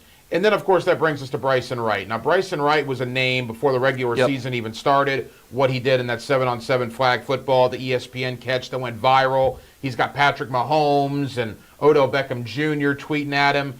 And he had a lot of expectations coming into the year. Justin, I think he's probably lived up to those expectations. And with Bryson Wright, the thing you have to, this is a 14-year-old kid, and having to deal with all these expectations. And when you wear a target like that on your back, and Bryson did this as a freshman. We don't see a lot of 4-year players at the varsity level. You see them, yes, of course, but you don't see 4-year players on good teams at the varsity level in football too often. Baseball, we see them from time to time. But starting as a freshman, as a 14-year-old freshman, living up to that hype, those expectations, it's tough for these kids. And you factor NIL now and social media. And Bryson Wright could have come out and crapped the bed this year. And with all those expectations, you're a teenager and you're having to shoulder all those loads. He has come out and not only played well on offense. Coming into the game, IMG game, he had 5 touchdowns, receptions, being the guy who you knew targets were going to all the time. Like Derrick Henry, you knew who was getting the ball every touch in the Yulee game, and he still went out and did it. And he said, try and stop me, and nobody could stop him. Bryson Wright has kind of come out and said the same thing. Hey, they're throwing the ball to me. Come and stop me if you can. The thing with Bryson, though, he's averaging 206 yards, all-purpose yards a game this year, and 9 touchdowns. 4 of those have been on 2 of those have been on punt returns, 2 of those have been on interception returns. Interception returns of 99 and 101 yards, mind you. So he's going the entire field, but it's averaging 206.8 all-purpose yards per game with the bullseye you're wearing each week. Pretty darn impressive, even for a guy of Bryson's stature who you kind of knew could do it, but still pretty impressive to see. Look, I respect all high school coaches. How on earth you punt the ball to that kid is beyond me. All week, you just punt it out of bounds. You didn't even give him a chance. The fact that he's even gotten his hands on 2 punt returns to return them for touchdowns, what are teams doing punting him the ball? And some of the best returners I've ever seen in high school football. Willie Wright from Rains. Yeah. Brandon James, St. Augustine, and Leon Washington at Jackson. I remember Joey Wiles telling me, and I'm trying to think, the 2002. So 2002 was a really good St. Augustine team. They had Willie Cooper. Really good times.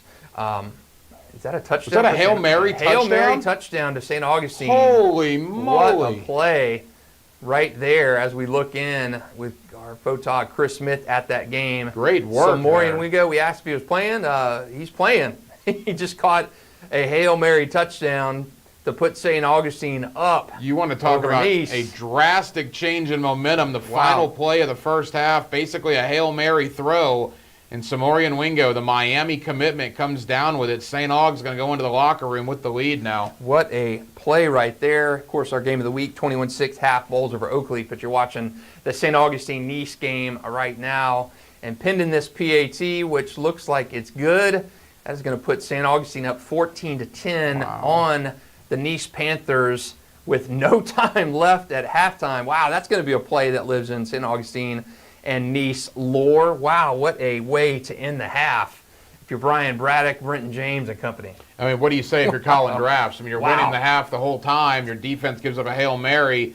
That's got to be just a gut punch going into the locker room. What a play there for the Yellow Jackets to head into halftime on that one. So both our games now are stream games at halftime in those games. St. Augustine up 14-10 on Nice down there in Ponte Vedra Beach. And Bowles up 21-6 at half in our Varsity 4 game of the week over Oakleaf. So two good games going on right now there. You mentioned Bryson Wright of Mandarin. Now we got to talk about the other one. Xander Edwards of Bowles. Mark Edwards, the former Jaguar fullback.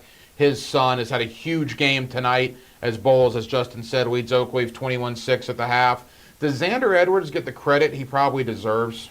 Man, when you're a running back, I mean, everything is so vertical now. Passing, everybody's talking about throwing the ball, and it's cool to see a running back that is having that success. And running back in everywhere has been devalued almost. NFL, college, it's cool to see that, and it's cool to see a big running back. I mean, he's a big boy, 6'2", over 200 pounds. He's bigger than his dad. He's a big guy. Yeah. He is a big running back, and I said this to you before.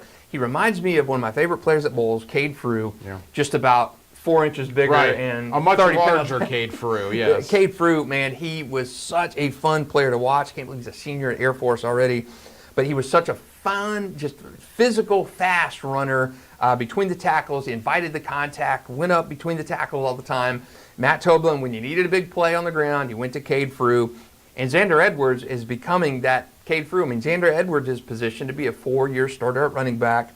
Really good player last year, but not nearly the player he is now. He entered this game 689 yards rushing in 4 games, which is darn good against that schedule. 10 touchdowns. He's got a couple more tonight, including a 70-yard run. So he's knocking on the door of 1,000-yard rushing at midseason against a solid schedule, too. So Xander Edwards on my short list for Offensive Player of the Year honors. A lot of games have gone to halftime. As we mentioned, the two big ones tonight. Bowles 21-6 at half over Oakleaf, and St. Augustine, thanks to that Hail Mary catch by Samorian Wingo, they lead Nice 14-10 at the half. All right, some teams will be at the middle point of their season after the games tonight.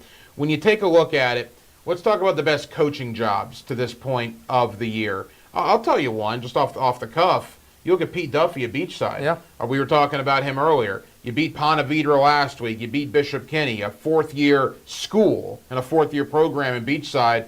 Pete Duffy's got them playing very, very well. We know all the normal guys, and we'll get to them, and they certainly are due their respect. But is there another one like a Pete Duffy that you wanted to recognize? You know, I keep going back to the Nassau County programs and how well those guys. I mean, Kyle Dougherty at Yulee. This is their best start since the Derrick Henry days back in, I think, I mentioned this last week, 2009-10 maybe, when they started undefeated like this. And to have that after a 2-8 season, a little bit off the beaten path, Yulee, especially after last year. You're 2-8, coming off a 9-3 season, and you lay an egg at 2-8. So Yulee, they're up 10-0 on West Nassau right now. A chance to go to 5-0 for the first time in quite some time, about 15 years. And then also you look at Gunnar Cox, what he's the other portion of Nassau County in West Nassau. You're 5-0. You're charging along. You're great season out there in Nassau County. Whatever happens tonight happens. But I think the guys in Nassau County, Fernandina Beach, Blake Willis as well. This is just his 2nd year out there. So I think off the beaten path, you got to go back to the Nassau County teams and say, man, these guys are doing some good work out there. No, they're doing some very good work out there. And as you mentioned, Yulee leads 10-0. Kyle Dougherty is one of the most unique coaches as well. He is a fun guy to talk to. I am a big fan of his. I'll tell you this, too. Lawrence Johnson of Ed White, obviously we talked about him. Not the toughest schedule, but they are destroying people. And if Sean McIntyre and Creekside win tonight, to keep that team together, an 0-3 start, things are not looking good. To get a rivalry win over Bartram Trail last week, if they go down to Winter Park and take care of business tonight, they're winning right now. That's a good job by Yeah. Sean McIntyre to keep that team together after an 0-3 start. Yeah, and the big thing in high school football is get those guys believing. Momentum is a real thing. It's why, in a sense, for teams, when you say they schedule bad teams or schedule teams that you should win, well, a lot of times you need that in a program to get your confidence going. So yeah, there's something to be said for wins and momentum, and how a win, like a rivalry win over a Bartram Trail, can springboard you to bigger things. So if you're Sean McIntyre in Creekside, you're 0-3 last week with your rivalry against Bartram Trail on deck, a series you've never won back-to-back games in. Well, you win that game, you double them up, you beat them pretty good, 28-14. Go down on the road, Winter Park, big road test. You haven't played away at home, haven't played away from home a lot and had success this year. You get back-to-back road wins if you win against Winter Park tonight. Then you got Sandalwood next week, and so you're going to win that game. Suddenly, you're 3-3, and you've won 3 in a row, and you're halfway to a district championship. So yeah, I think there's something to be said for Sean McIntyre if you can kind of wizardry and get your way to a 3-game or even a 4-game winning streak and kind of flipping your season on its head right there. Now, if we look at your top 10 rankings, or go any direction you want, now let's talk about the teams we've talked about a lot this year. Let's talk Bowles, let's talk Nice, St. Augustine, Oakleaf, Rains. If you had to summarize it in one or two, thoughts, who would be your top 2 or 3 coaches of the year to this point? Oh man, it's challenging to look at because there are a lot of good coaches, but I think you've got to look at the guys right off the top. Donovan Maslin at Rains. There's something to be said. Yes, the schedule has been what it is, but you're coming off a huge win against Lake Mary. You have all these exorbitant expectations on you. The Northwest community embraces Rains like no other team. The tradition at Rains with the state championships, NFL Hall of Famers and everything. You're coaching at your alma mater. You're coming off an absolute dud in the state championship game. So you've played with precision. You've beaten the teams you're supposed to beat. You're winning at your alma mater. You're crushing teams. So I think Donovan Maslin is in that conversation. I think Brian Braddock is in that conversation. I did a high school football survey like I do every year, and I released results this week. Brian Braddock was voted by his peers as the top coach for the 3rd or 4th year in a row. So people in his coaching community really respect Brian Braddock. I think you look at a Sean McIntyre, I think he's in that conversation too. Matt Toblin kind of keeping things rolling at a Bowles. And then, hey, look at like a Lake City, Columbia, and what you've done at Lake City, at your Brian Allen at Columbia, at your alma mater. You got your team undefeated heading into this the game against Trinity Christian right now that you're winning, and a chance to go undefeated heading into that St. Augustine game next week. It's so hard to win at your alma mater. The pressure is greater, I think, for Brian Allen, for Donovan Maslin, for Brian Braddock to coach at a place you played at. Not coach of the year, but now you look at the teams in general. I mentioned Beachside. I know you have them in your top 10. I think you had them in your top 10 in the preseason. Yeah. So I'm not sure how much of a surprise they really are. I think they're still doing very good things there in St. Johns County for such a young program. But what team stood out to you or is standing out to you where you thought in late August or even mid-August, I don't know, but now here we are midway point of the year, and they're staring down a playoff berth? Yeah, probably Columbia. I expected a lot from Columbia. I think you expect a lot from Columbia every year. They're one of the only shows in town out in Columbia County, them in Fort White. Yeah. You had a lot of injuries last year. You had a lot of young players, inexperience. And for Columbia to be potentially 5-0 after tonight, I think it's a massive turnaround for Brian Allen and company out there. Again, I don't know can't remember their record off the top of my head, but it was pedestrian last year. And you started out a little bit, kind of left a little bit on the table, but you went to Madison County and you went out there. You're beating Trinity Christian tonight, which could be just the 3rd win ever over Trinity Christian for Columbia. And I think you're doing the right thing. So Columbia, to me, I didn't have them in my preseason Super 10. And, man, I had Columbia fans hit me up on Twitter right and left. How can you not have Columbia in Super 10? They're going to shut you up. They're going to surprise you. And they certainly have. We're awaiting second half action for Bowles and Oakleaf, Channel 4's game of the week. The Bowles Bulldogs a 21-6 halftime lead over Oakleaf. You hate to even say this. I guess disappointment is the right word. If we're going to do midseason reports on the positive side, let's maybe do it on the negative side. Riverside, Trinity Christian. I mean, where are you with maybe some of the disappointments so far this year? Yeah, I mean, Riverside, we touched on them earlier tonight. To to be 0-4 right now and getting beat by Ribault, potentially 0-5, very disappointing if you're Antoine Nicholas. So, yeah, you had some players you needed to replace. Tayshawn Gelsey, of course, was the big one. Miles he Kendrick, was a good player. Yeah, Miles Gelsey, Kendrick. yeah. You very disappointing start at Riverside. I think that's fair to say. Sandalwood, the longest losing streak in the area. I don't know if that's necessarily a disappointment. That's kind of expectation, but I said it from the preseason, and I'll say it now. I do think they end that losing streak at some point this season.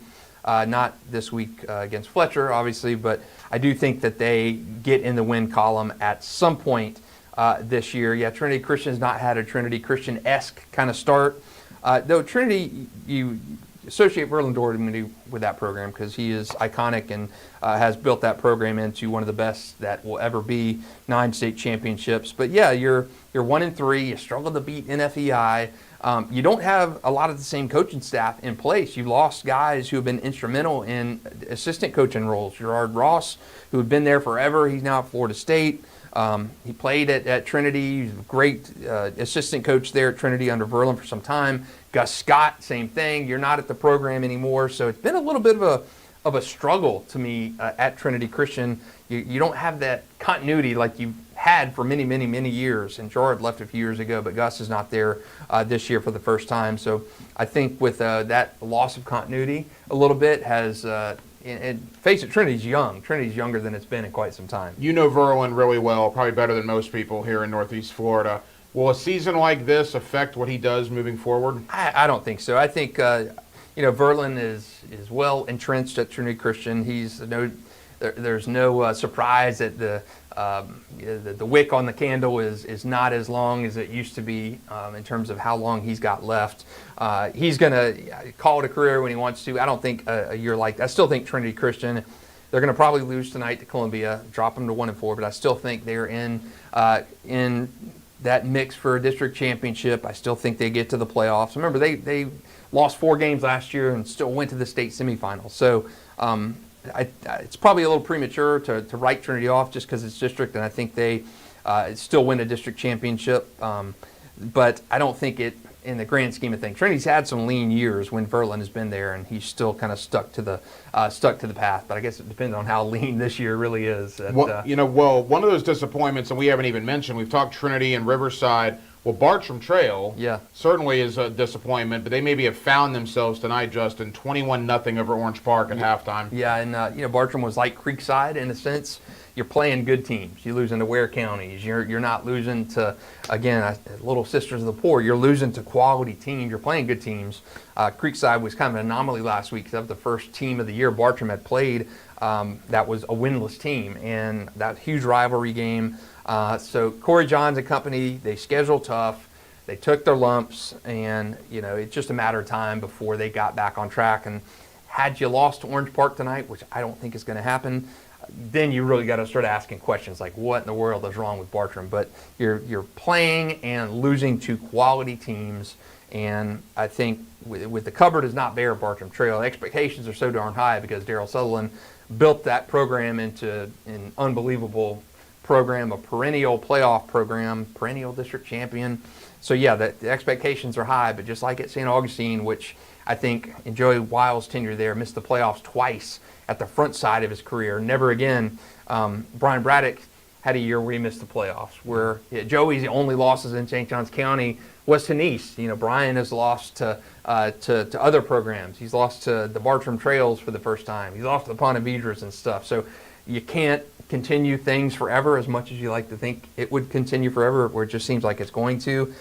So yeah, good to see Bartram Trail probably back on path tonight if things stay the same, beating Orange Park. And again, awfully big shoes to fill, filling in for Darryl Sutherland of Bartram, who is a legend out there with that football program. Friday Night Lights on 4+, presented by Farah and Farah. He is Justin Barney. I'm the hacker, Ryan Green. Looks like second half action is soon going to be unfolding between Bowles and Oakleaf in the Channel 4 game of the night. We'll get you back out there when that does transpire. We mentioned this in the first hour. I want to give Christ Church some love now. They are going to win their third game in 7 days. They're up on Cornerstone 28-7 in the third quarter. Christ Church beat Duval Charter last week, had to have a makeup game against Interlochen on Monday, and now Cornerstone tonight. It's not every 7-day period, Justin, that a high school football team gets not 1, not 2, but 3 W's in 7 days. So barring a major comeback from Cornerstone, congrats to Justin Sermon. I'll tell you a really cool story quickly.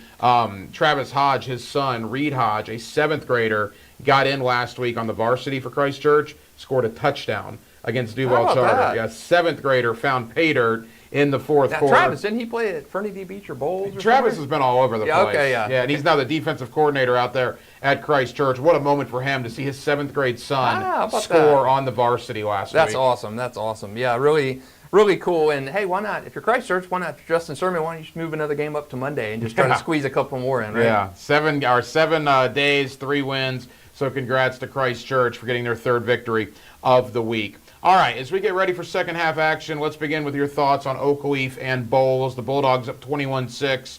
What, if anything, can Christopher Foy and Oakleaf do here in the 3rd quarter? You got to move the ball. You got to move the ball. And 6 points, a block PAT, not a lot to show for that effort in the first half. But if we've seen anything from Oakleaf is, yes, they can respond. They put up points in some games this year, 31-0 over Fleming Island. They've got the offense to do it.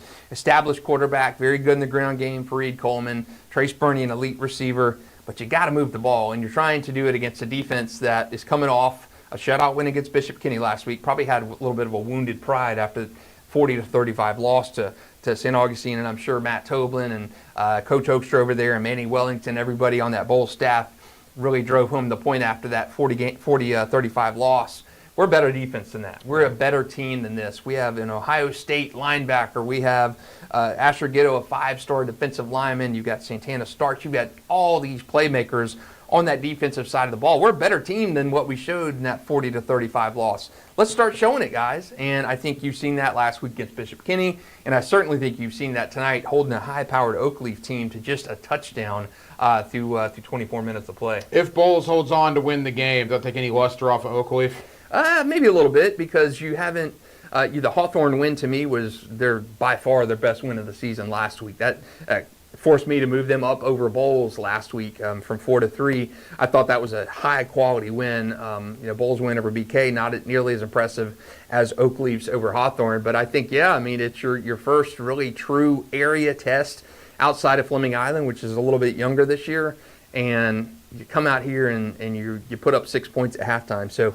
Yeah, I think Oakleaf, if this score type holds, it'll be a little bit of an indictment. Like, okay, we're not as we need to make a lot of improvements. We need to clean a lot of things up. Second half action around the corner in St. Johns County as well. Last time we were there, we saw Samorian Wingo catch a Hail Mary, the final play of the first half, to give St. Augustine a 14-10 lead over Nice. Huge change in momentum for St. Augustine and Nice. Let's look at it from both sides. From a Nice point of view, you're winning the entire first half until you give up that Hail Mary. What does Colin Draft say in that halftime locker room? Hey, I think I probably should have mentioned him and top coaches too, because he's done a remarkable job. But I think if you're Colin, you're saying, hey, they got one on us. They needed a Hail Mary to do it, but they got something over on us. We're down. This is a series that Nice has historically not been good in. I mean, Nice, in Nice's history, I've seen so many Nice St. Augustine games. I worked in St. Augustine for 11 years and covered Nice St. Augustine all the time. St. Augustine is 34-7 all time in this series. Nice is in 6 of those games. Nice's 6 of 7 wins over St. Augustine have been by 3 points or less. So St. Augustine has lost to Nice 7 times. 6 of those games, let me run those by you, 35-34 in overtime last year, a Nice win. 2018, 14-13 Nice. In 2015, 23-20 overtime win Nice. In 2007, I was at this game, fantastic game, 17-15 Nice win. In 2006, a 24-21 Nice win. So 6 games have been decided by a total of 11 points. 6 Nice wins over St. Augustine have been decided by 11 points. And the first Nice win in '92 over St. Augustine, 10-9 Nice. So you figure if Nice is going to win this game, history shows that it's going to be a banger. It's going to be a game that is decided at the very finish. Nice last year was down 21-0 at halftime against St. Augustine in that game and came back to win 35-34. So if you're Colin Drafts, history says you can come back. History says it's going to be a very, very close game. And I think Colin pointing right now in the locker room, I think he's pointing back to last year and say, hey, guys, we're down 21-0. I mean, right now, 14-10, that's nothing right now. We can come back. We can win this game. We've done it before. We've shown the history that we can do it, and I think he's emphasizing that to his guys right now. Of course, in one of those games, the history has been so well between these two games. In 2015, I was shooting that Nice St. Augustine game, and it was St. Augustine was up like 20-6 in the fourth quarter. I left the game. I'm thinking, oh, St. Aug is gonna run away in this game. And Nice comes back and beats them 23-20. I was stunned. I could not believe it that they came back and won that game. And that ended a 50-game district winning streak. That was one of the longest in state history. St. Augustine had an 11-year district winning streak that Nice ended in that comeback game. So a lot of history. Anything can happen in this Nice-St. Augustine game. That's why 14-10 at half doesn't seem like any kind of lead that's safe. Yeah, if you're Colin Drafts, you tell him to stay the course. Like Justin said, remember what happened last year. From the St. Augustine point of view, maybe got outplayed in the first half, certainly was even at best for St. Aug, and then they find pay dirt with the Hail Mary. What's Brian Braddock's message to his team coming out for the second half? I think he's probably telling them the exact the same thing that Colin Drafts is telling his guys.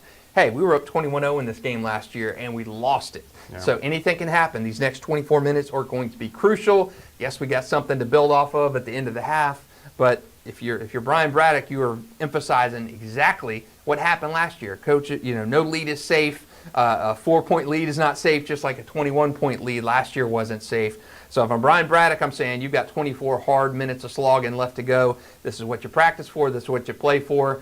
But you got to play well in these next 24. If you look at the scoreboard, we'll give you some updates as there are a lot of games that have hit second half action, particularly the ones that started at 6:30 or into the fourth quarter now. IMG Academy 57-7, a running clock against Mandarin. That just doesn't even look right to see that score, knowing how good Mandarin is. Yeah. Again, this is a one-off. I don't read anything into this because this is by far and away in the same, not even the same atmosphere, the best team Mandarin will see the entire season. Although, I mean, Justin, you lose a game by 50 points. I mean, what's going to be kind of the message in that post game and when you get back to practice on Monday? I don't think anybody at Mandarin thought that they were going to win this game.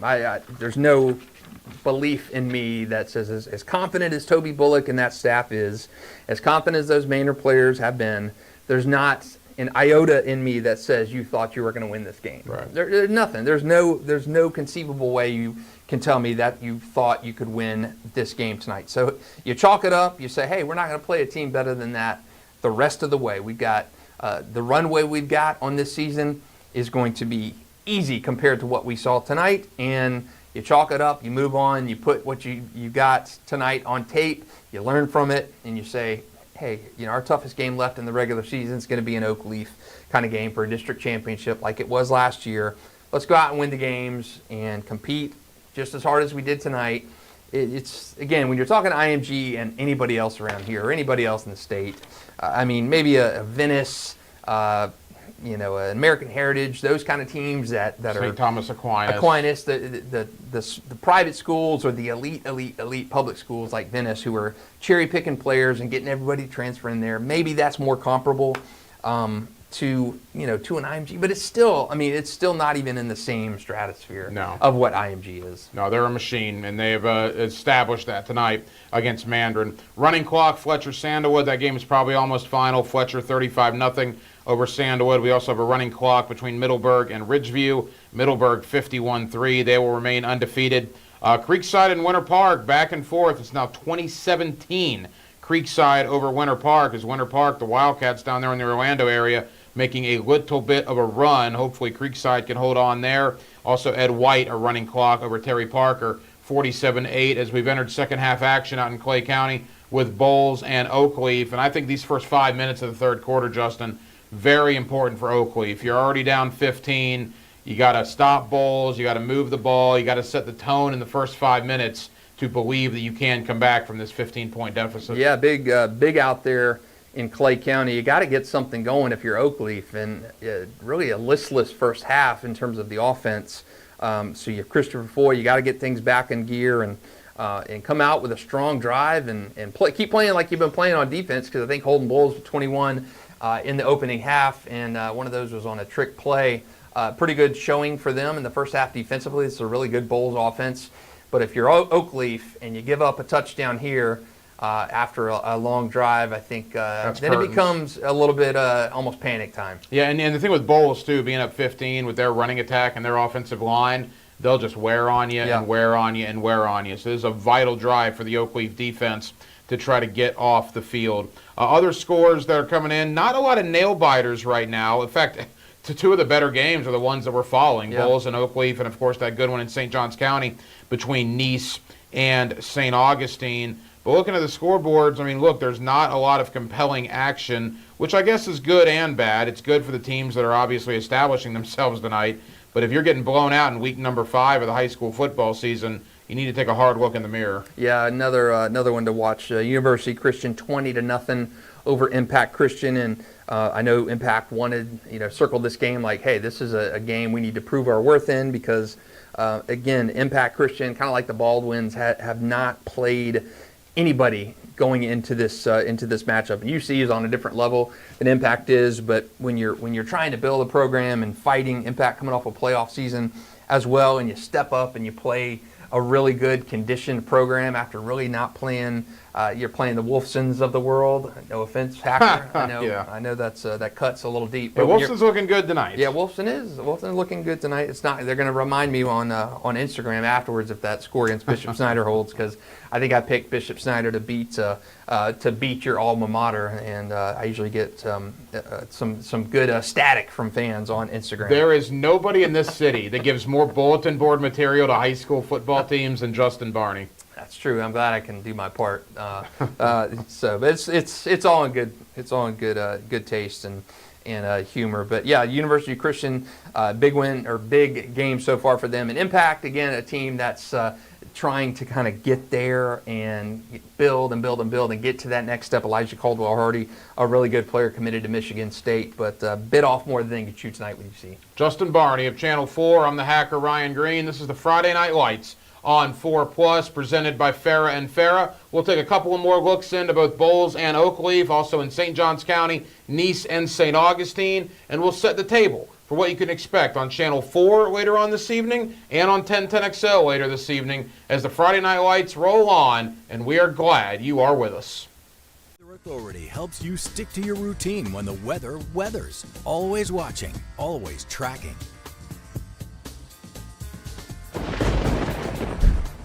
This is Mel from The Morning Show. She's your secret source for keeping your children safe because she's a champion for families. This is Bruce. His corny dad jokes are no secret. Kind of shy and won't come out of his shell. He's your answer guy for the questions that matter to you. This is Jen, making sure you're in the know about scams and recalls. She's serious about safety. Wearing a helmet. Bike helmet. Together, they kickstart your day right on The Morning Show. Only on News4Jax and News4Jax Plus.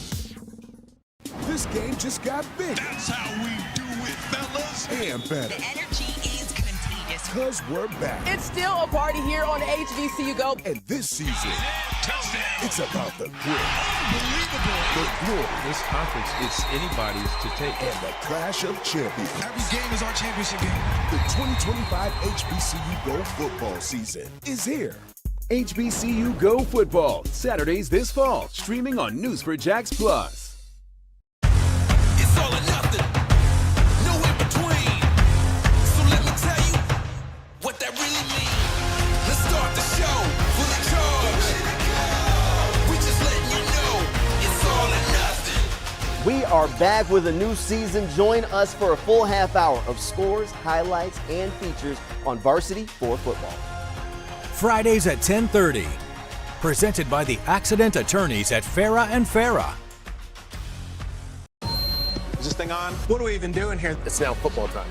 GMFB Overtime on CW17. I love CW17. It's the Jackson stuff. It's one of the great stations. If you miss this electric cinematic moment. Look at this fan's reaction to what Tank Bigsby just did. Oh, come here. So happy he looks. That guy, give him that hug. I love you. You're definitely a Jag super fan. 5 days a week. Let's go. GMFB Overtime. Weekdays at 10 on CW17.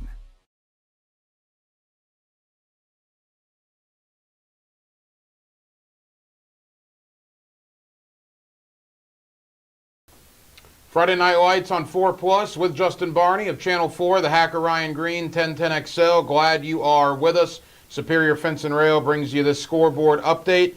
And a couple of finals are in, as we talked about, Justin. Running clocks, IMG Academy. It is a final, 57-7 over Mandarin. I got First Coast, 49-7 final over Clay. Nice win for the Buccaneers tonight. Yeah, it keeps Clay winless, and Jarvis Parker, that's his first winning streak as the Buccaneers head coach. So good for Jarvis, good for the Buccaneers. And they got a tough schedule, but Clay's still looking for its first win. We'll try to get its next win next week in a battle against, I believe, Ridgeview next week. A couple of games we have not talked about. I want to give them some love. Episcopal 16-0 over Kipbold City. Tonight, you got Eagles View 36-14 over Cedar Christian right now, so I always want to give schools some love. I got Wolfson 42-0 over Bishop Snyder. Oh, man, I am going to hear about that one if that's true. That's two different scoreboards. I'm pretty surprised if that's true. Now, if that's true, how many zeros do you add to that alumni check that you stroke? It'd be 2 wins in a row for Wolfson. They're trying to find themselves a little bit. That will be impressive. So if that is true and that's an actual legit score, I'm going to have to seriously make a sandwich and spread out the humbleness on it and take a bite of it on TV tonight, because that would be a bad one if for my prediction game, if that one is true. Best game of the year for Bartram Trail there with they lead Orange Park 28-0 in the third quarter. And Bradford looking to bounce back from that loss last week to Mandarin. It's always curious to see how a good team bounces back. Bradford playing Gainesville Eastside. I got a defensive battle right now, 6-0 Bradford at halftime. Yeah, and that is not a surprise in that one. Bradford's defense just clinical, vice-like, and chokes the effort out of teams. Looks like Nice has gone up 17-14 in the St. Augustine game. And obviously, Colin Drafts had a good pep talk at the half. They got over that Hail Mary pretty quick. Yeah, and Bowles driving again to try and go up. But yeah, Nice on the board quickly in the second half on St. Augustine. So 17-14 in the St. Johns County showdown between Nice and St. Augustine. And of course, Bowles on the screen now against Oakleaf. Jaden Weatherly back to pass here and just moving the ball methodically down the field. Looks like that one is that Cam Teetsy on the reception? I believe so. And Bowles is trying to make this a big lead over Oakleaf. They're up 21-6 right now, as they are deep into Oakleaf territory. Man, a touchdown here with what the Bowles defense has done would almost be, I don't want to say open and shut, but it would be a big statement right now if they're able to punch this one in the end zone. Yeah, there's no doubt. I mean, if Bowles goes up 28-6, this is probably the game for Oakleaf. Even 24-6 makes it 3 possessions. Pretty impressive from Bowles, because I talked to Christopher Foy last week. I talked to some Oakleaf alumni. Boy, they were fired up for this game. Yeah. It's not every year that Oakleaf or that Bowles goes out to Clay County as a road team. It was a great environment out there at Oakleaf, and Bowles making quite a statement. Yeah, tonight. Really, you're going out there in to me, a completely different type of game than I expected. This game last year was 57-50. Another one the year before was a game with pretty high points in that one. So complete change of pace as we drop in here on the St. Augustine Nice game. Brenton James trying to get something going. Nice little swing pass there, and he snuffs that one out. So offense has picked up in the second half for Nice. They got on the board quickly. Another one right now, Yulee 10-0 at half over West Nassau. So that has been the game of the night in Nassau County, both undefeated teams.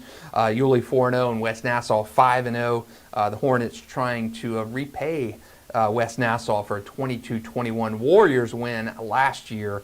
So that kind of kept that difficult season of Yulee going. They finished 2-8 last season. And it's worth bringing up, too, that this week's action really began last night, as we talked about at the top of the show. Beachside beat Bishop Kenny in a really good game, as there's quite a run going on right here as we're watching action down there. Whoa, look at that. About got our cameraman right there. Physicality going out of bounds. Man, Nice. It is a rivalry. Yeah, big-time flip of the field right there for St. Augustine as it gets down into, I don't think it's the red zone, but it's close down there at Nice. So St. Augustine trying to get back in front. There's a good game going on there. Nice scored first in that third quarter, and after St. Augustine's Hail Mary to end the first half, gave it a 14-10 lead. So great one going on in Ponte Vedra Beach right now, which you're watching on your screen, between our number 2 team, St. Augustine, and number 5 team, Nice. And I'll go ahead and put my Nostradamus hat on here. 90 seconds to go. Somebody's going to have the ball down, a touchdown, and there's going to be a fantastic finish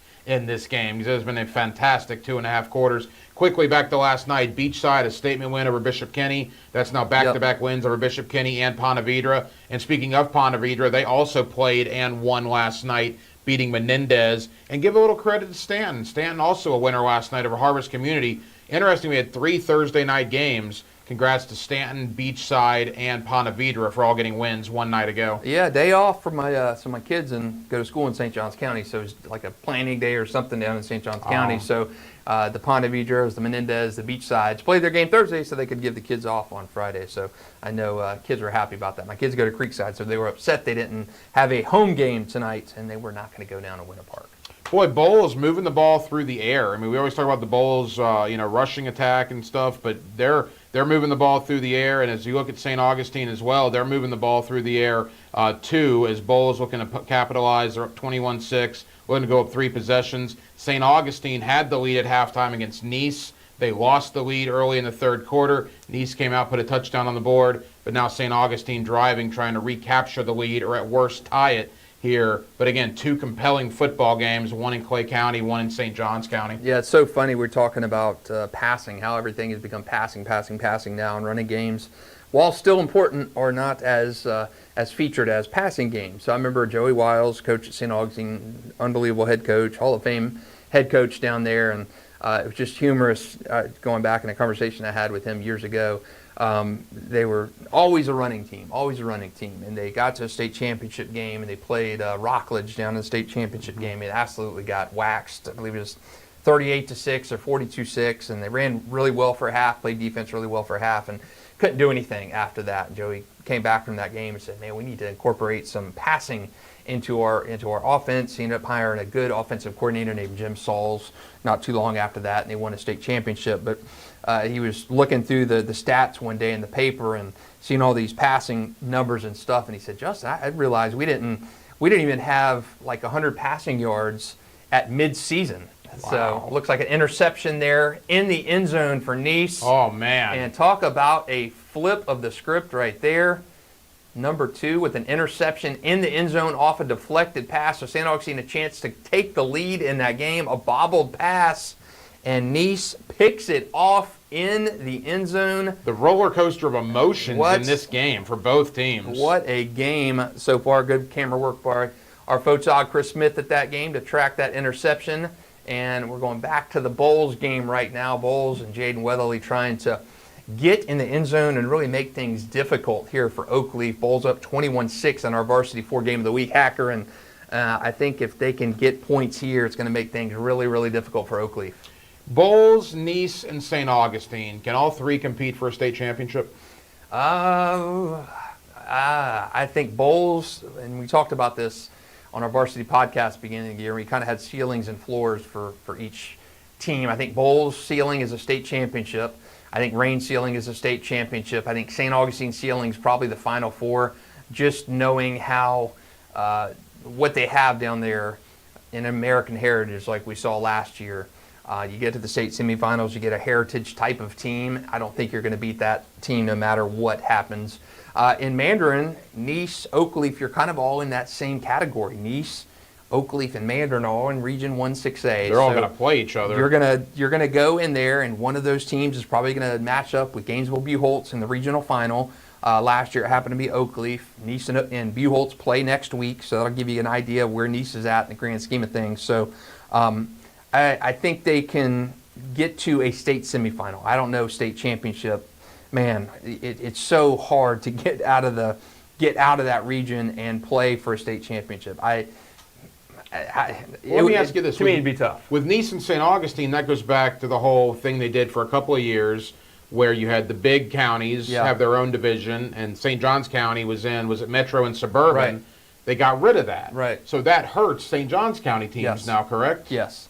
Because, again, you're St. Augustine, and one of the years of the Metro Suburban, you played Mainland, again, a like type of county in Volusia County. You played a team like Mainland for a state championship, which is more of a balanced kind of situation where teams are playing like teams. There's St. Augustine last year. You get reseeded and you go into the state semifinals and you play an all-star team in Plantation American Heritage, which is a team you're not going to beat, and you are going to probably run into that same thing this year. So I do think without the metro suburban kind of deal, it's going to be tough for a St. Augustine team to win a state championship. We'll go through the scores one more time before we forget. Are your night's just starting on Channel 4? Let the folks know what's coming up on the TV side later on. Yeah, it's one of our favorite things to do each week. High school football season, really, to me, it is all about Friday night, but ours really kind of takes center stage at 10:30. We have our Varsity 4 high school football show. We got games from all around the area. Good photographers out shooting games now. We'll have photo galleries on News4Jax.com later of games. So it's really exciting, from 10:30 to 11. That's kind of like buckle up and go, because it's just Jamal St. Cyr does a great job on our highlights for a football show. It's one of my favorite parts of Friday nights is watching the highlights of everything that went on Friday nights. I will leave here. I will head to the 1010XL studios. In fact, we're airing the Bowls Oakleaf game on both 1010 AM and 92.5 FM. And when that game goes final, we'll have Friday Night Lights, the radio version, myself and Dylan Denmark, beginning right after Bowls and Oakleaf go final. All right, I don't think I'm breaking any news here. Bowls is probably going to hold on to win this game, barring an incredible comeback from Oakleaf. Again, Bowls are going to go up 3 possessions here with any sort of score. Is this a field goal? Field goal try. Okay, so this would put them up 3 scores if this is good. Long field goal. You make it. And we are 24-6 right now. 3 possession game. That puts Oakleaf in a real bind. So looks like Bowls is going to hold on and win, barring a great comeback in the last quarter and a half. Throw your hands up with Nice St. Augustine. I mean, who really knows? Yeah, that game, as so many have in that great series, have come down to a final drive. Last year it came down to a 2-point conversion in overtime. St. Augustine probably kicking itself for having that deflected pass end up in a Nice defender's hands, and you take points off the board. You could probably have no worse, at least tied that game at 17-14 with a field goal, but instead a pickoff right in or outside of the end zone right there, and the return has kept Nice on top in that game, 17-14. Good camera work from our photographer Chris Smith to give an update of the scoreboard. How much time left there in the third quarter? 4:32 in quarter 3, but that one is setting up to be a good finish right there. Florence, that 34-yard field goal in that Bowls game to put the Bulldogs up 24-6. So a really, really good, solid opening drive from Bowls. Took a lot of time off the clock. 4:20 left in the third quarter of that one. I did want to update. Creekside has had a field goal down in Orlando against Winter Park. They lead 23-17. And Riverside trying to mount a comeback, 20-13. Reball over Riverside in the fourth quarter. Man, I still can't believe that score is 20. I'm stunned at that score. Reball has struggled a little bit. I do think they got some players back in that lineup, though. So Mike Hunter over there trying to lead Reball to a second win in a row, which would be huge for that program. Trying to build that Reball program back to tradition and stuff after a lot of transfers, a new school. Actually, Reball has been built, a new campus. They ushered that in this year, new football turf field. So really good. So it'd be crazy if Reball could actually win this game over Riverside, be one of the biggest wins in that rivalry in quite some time. And one score I also wanted to get into, we talked about the rivalry aspect. I got Baker County, Justin, 41-21 over an undefeated Baldwin team. This may be the turning of the corner for Baker County. Yeah, and I will hear about that one too, because I picked Baldwin in my predictions to win, and that is not going to happen. So struggling in my predictions this week. I expect to hear from the Wildcat faithful on Sports4Jax on Instagram. But Baldwin, a little bit of smoke and mirrors in a sense with the schedule. You know, when you're Baker County and you're playing the Ponte Vedras and the First Coast, a little bit more of the Bradfords, those kind of teams. You're playing a lot more challenging competition than a Baldwin, and I think tonight shows it. All right, Justin, we got about a minute to go. Biggest surprise on the scoreboards for you so far? Oh man, a lot of ones. Not a ton of surprises to me. I think you know, if I'm having to look and on the spot right now, I'm gonna probably say it's still that Riverside Reball score. I'm surprised. I picked a big Riverside win to get in the win column, and the Generals right now are going to have some work to do to even beat Reball, let alone a big win of any kind. Justin, I enjoyed it. Man, another one down. We're at mid-season, Hacker. Mid-season report in the books. 5 regular season weeks down. Big week next week under the Friday Night Lights. Channel 4 Plus. Friday Night Lights were presented by Farah and Farah. He is Justin Barney of Channel 4. I'm the hacker Ryan Green of 1010XL. Thank you so much for watching. Be sure and tune in to Channel 4 beginning at 10:30 tonight for their coverage. Check me out on the radio at 1010XL for our post-game coverage as well. Wherever you're watching or listening, we hope we enjoy and you enjoy the rest of your Friday Night Lights. See why every day more people are choosing News4Jax, Northeast Florida and South Georgia's #1 source for local news.